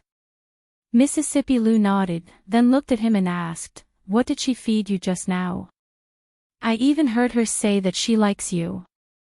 There are some things you can't just listen to." Li Yi said with a headache, "Do you understand what I just said? Do you understand the current situation of our family? Let's go tie up those princes." Mississippi Lu's method was always so simple and direct. Violence is a way to solve problems, but it's not the only way. Li Yi looked at her and said solemnly, "You have to remember, you are a scholar now. A scholar can't always fight and kill." Mississippi Lu nodded and said, "So, what did she feed you just now?" "She didn't feed me anything." Li Yi rubbed between his brows, stood up, and pressed down on her shoulder. He said, "We now have 2 paths. The first is to have someone who won't suspect us and won't doubt us become the emperor, and we will continue to stay in the capital. The second is to pack up now. We won't stay in the capital anymore. We'll abandon all the brothels, all the shops, all the properties. We'll take Rui, Xiaohuan, and Emingsu and find a place to occupy the mountain and become king. I choose the second path." Mississippi Lu said without hesitation, looking a little eager to try. Then she seemed to realize something and asked, "Why do we have to take Emingzu with us? Why did they have to take the eldest princess?" Naturally, it was because she was in the same situation as him, or even more dangerous than him. Once the new emperor ascended the throne, could he watch the existence of a princess who was more influential than him in the court, among the people, and in the hearts of all the scholars? If he used his brain a little, he would know what Mingzhu's fate would be after the change of the dynasty.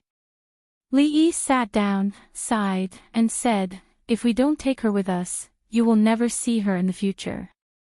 When the new emperor ascends the throne, he won't be able to tolerate us, let alone her.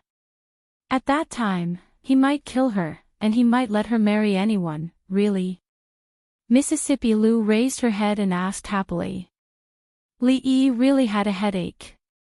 Why was it so difficult to communicate with Mississippi Lu? Mississippi Lu suddenly said, "There's something wrong with the way she looks at you." Li Yi frowned and asked, "What's wrong? How can you tell?" "Intuition." Mississippi Lu frowned. Today, the way Mingzhu looked at him was not the same as before. There was something else hidden, something that made her vigilant. It was a look that only his sister had when she looked at him. "What's different?" Li Yi shook his head and said, "The way she looks at me is exactly the same as the way you look at me. There's nothing wrong." Mississippi Lu raised her head and looked at him, and her body trembled slightly. Li Yi then looked at her and said slowly, "If Mingzhu can become the future emperor, we don't have to worry about anything. A woman becoming the emperor." Mississippi Lu came back to her senses and reached out to touch his forehead. She shook her head and said, "You don't have a fever. You must be crazy. If a woman can be the leader of Wulin, why can't she be the emperor?" Li Yi looked at her and said, "You are also a woman, you can't look down on women."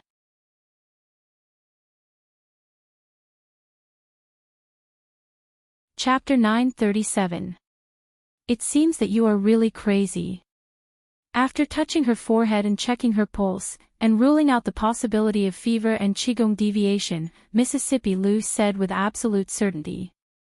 She no longer cared about Mingzhu's gaze. She crossed her arms in front of her chest, looked at him and asked, "In the martial arts world, martial arts are respected, regardless of gender or age. The emperor is different. Since ancient times, has any woman ever been the emperor?" What she said was wrong. There were too many women who had been the emperor, too many to mention. "Let's not talk about the distant ones, let's just talk about..." Mississippi Lu's question was off topic. It was not the point they were talking about at all. Li Yi looked at her and asked, "There is a first time for everything. Before you, has there been a woman who has been the chief of Wulin?" Before Mississippi Lu, there had not even been a chief of Wulin, let alone a woman who had been the chief of Wulin. Why couldn't there be a female emperor? Mingzhu is different from other princes and princesses. She has a very high prestige in the court. After the fall of the Cui family, all the civil and military officials in the court are very convinced of her. In the hearts of the people, in the eyes of the scholars, no one can compare to her. If she was a man, I'm afraid she would have been sitting on that throne long ago. This kind of unprecedented thing was suddenly brought up, of course, it was hard to accept. Fortunately, under his subtle influence over the years, Mississippi Lu's ability to accept new things was very strong. Her eyes showed a look of understanding, which made Li Yi very happy. Mississippi Lu looked up at him and asked, "If Mingzhu becomes the emperor, can't she get married?" Li Yi nodded. He had seen the emperor, but who had the ability to marry the emperor? Mississippi Lu asked again, "Then she can't build a harem?" "What are you thinking about? Mingzhu isn't that kind of person." Li Yi knocked her head with his finger. After he realized it was Mississippi Lu in front of him, not Xiao Huan or Lolita. Half of his buttocks left the chair, ready to escape at any time. Surprisingly, Mississippi Lu didn't seem to care about his unreasonable behavior. She held Autumn water and said, "Okay, since you want to help her, then help her." Although Mississippi Lou was usually a little unruly and headstrong, she was still very reasonable at critical moments. Lee was very pleased. Then, he thought of something and looked at her and asked, "Just now, you said that the way Mingzu looked at me was strange. What's wrong?" "Nothing." Mississippi Lou's tone was very unfriendly. She glared at him fiercely and turned around to return to her room. Being stared at for no reason, Lee felt a little wronged. But if she liked to stare at him, then so be it. Anyway, she looked pretty good when she stared at him. Seeing that there was only half a year left until the new year, the next few days would be very busy. The old generals had to go from house to house to get closer to each other. Otherwise, the next time they went to court, there would be no pillow to sleep on. Other important officials in the court also had to find opportunities to contact them. In addition, the royal family had lost face this time. They had to think of a way to regain some of the face they had lost to the king of Shu. Mingzu was the pride of the royal family and also the most suitable candidate. The brothel had to come up with some new dramas and stories to praise her achievements. There was no need to exaggerate how good the princess royal was. The people had their own scale, changing the marriage law, opening a medical center, opening a school, managing the court. She was simply a role model for a good princess in the new era, a role model for future generations. There was no other in the world. The warm autumn sun hung high in the sky. The weather was rare. A clean white cloth was spread on the grass.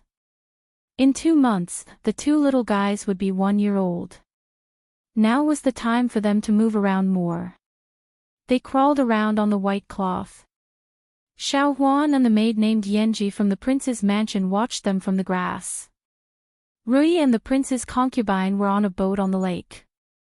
The proud Lolita held her arm to accompany them. It was too far away to hear what they were talking about. Li sat in the pavilion in the middle of the lake and ate a grape. He asked casually, "I heard that a few more princes have returned to the capital?" 3. Li Xian nodded and said. "However, it's useless for them to return to the capital. Even if there's a fight for the crown prince, it won't be their turn." Li Xian shook his head and said, "They might as well learn from the others and stay in their feudal lands obediently. Right now, it's easy to enter the capital but hard to leave." Li Xian's words were not without reason. Everyone knew what the princes who had returned to the capital at this time were thinking. However, there was only one position. If they managed to get it, they would transform from a flood dragon to a dragon. If they failed to get it, they could only be a snake, and there was a high chance that they would end up as a dead snake. It was better for those princes who knew that they had no hope of getting the throne and stayed in their feudal lands obediently. It was better to be an idle prince who stood aloof from worldly affairs than to lose their lives. There are 6 adult princes who have stayed in the capital. Prince Qi and Prince Axayan are the 2 with the most backing. Of course, they still can't be compared to the king of Shu in the past. However, now that the Chui clan has fallen, there's no hope for the king of Shu. On the surface, it seems that they have the highest chance of getting the throne. Note, the title Prince Qi was something I randomly came up with back then. I didn't take the Qi kingdom into consideration and there's no other meaning to it. It's useless to dwell on these meaningless things. Let's just treat it as an ordinary title. Li Yi threw the grape skin into the lake, and fish immediately swam over. He then asked, "These princes probably won't be able to stay idle for the time being, right? How can they possibly stay idle?" Li Xian shook his head and said, "They're busy visiting the officials of the imperial court, sending gifts everywhere, forming cliques, and seizing power." He suddenly looked at Li Yi and asked, "What should we do now? If you and Mingzu have made any decisions, don't hide it from me again." Li Yi looked at him and said, "Don't you know how to read lips? There's no need for us to tell you to know what we're talking about. Who can hide it from you?" You don't have to mock me. Li Xian shook his head and said, at that time, I wasn't good enough. But it's different now. As long as I'm not too far away and can't see clearly, I can almost guess what you're talking about. Moreover, he changed his tone and said, even if I don't look, I can guess what Emingzu will choose in the end. Li Xian said with certainty, for her and for you, she will definitely do it. You guessed it. Li Yi looked at him in surprise. It was said that a scholar who had been away for 3 days would be looked at in a new light. Li Xian had suddenly become smart, and it was really hard for him to get used to it. Of course. I didn't guess it. Li Xian shook his head and said, a few days ago, Brother Shen said that if the new emperor ascends to the throne, you and Emingzu will be in danger. I thought about it. With Mingzhu's personality, she won't care if she's in danger or not. But with you, it's different. Li Yi suddenly looked at him and asked, you didn't tell this to your brother Shen, did you? Li Xian shook his head and said, I'm not stupid. This kind of thing, other than the 3 of us, I can't tell anyone else. Do I look like the kind of person who would casually tell this kind of thing to others? That's not necessarily true. Li Yi shook his head and said, I heard that your brother Shen has a beautiful and charming sister. If you use a honey trap a little, do you think I'll be so ungrateful for a beauty? Li Xian looked at him and said seriously, but, you don't say, brother Shen's sister is really beautiful, I'm just joking. How could I not trust you? Li Yi waved his hand. In fact, compared to brother Shen's sister, he was more worried about brother Shen himself. Speaking of honey traps. Li Xian suddenly looked at him and asked, you have so many beauties around you, I'm worried about you, do you think I'm that kind of person? Li Yi looked at him and asked, I trusted you so much, and this is how you treat my trust. Hearing this, Li Xian lowered his head in shame and said, I still think you are. For them, what wouldn't you do? Furthermore, your wife seems to have a younger sister who's even more beautiful and charming than her. You're tuning into the Journey of the Soul YouTube channel. Don't forget to subscribe and join us on this journey to catch the most captivating stories.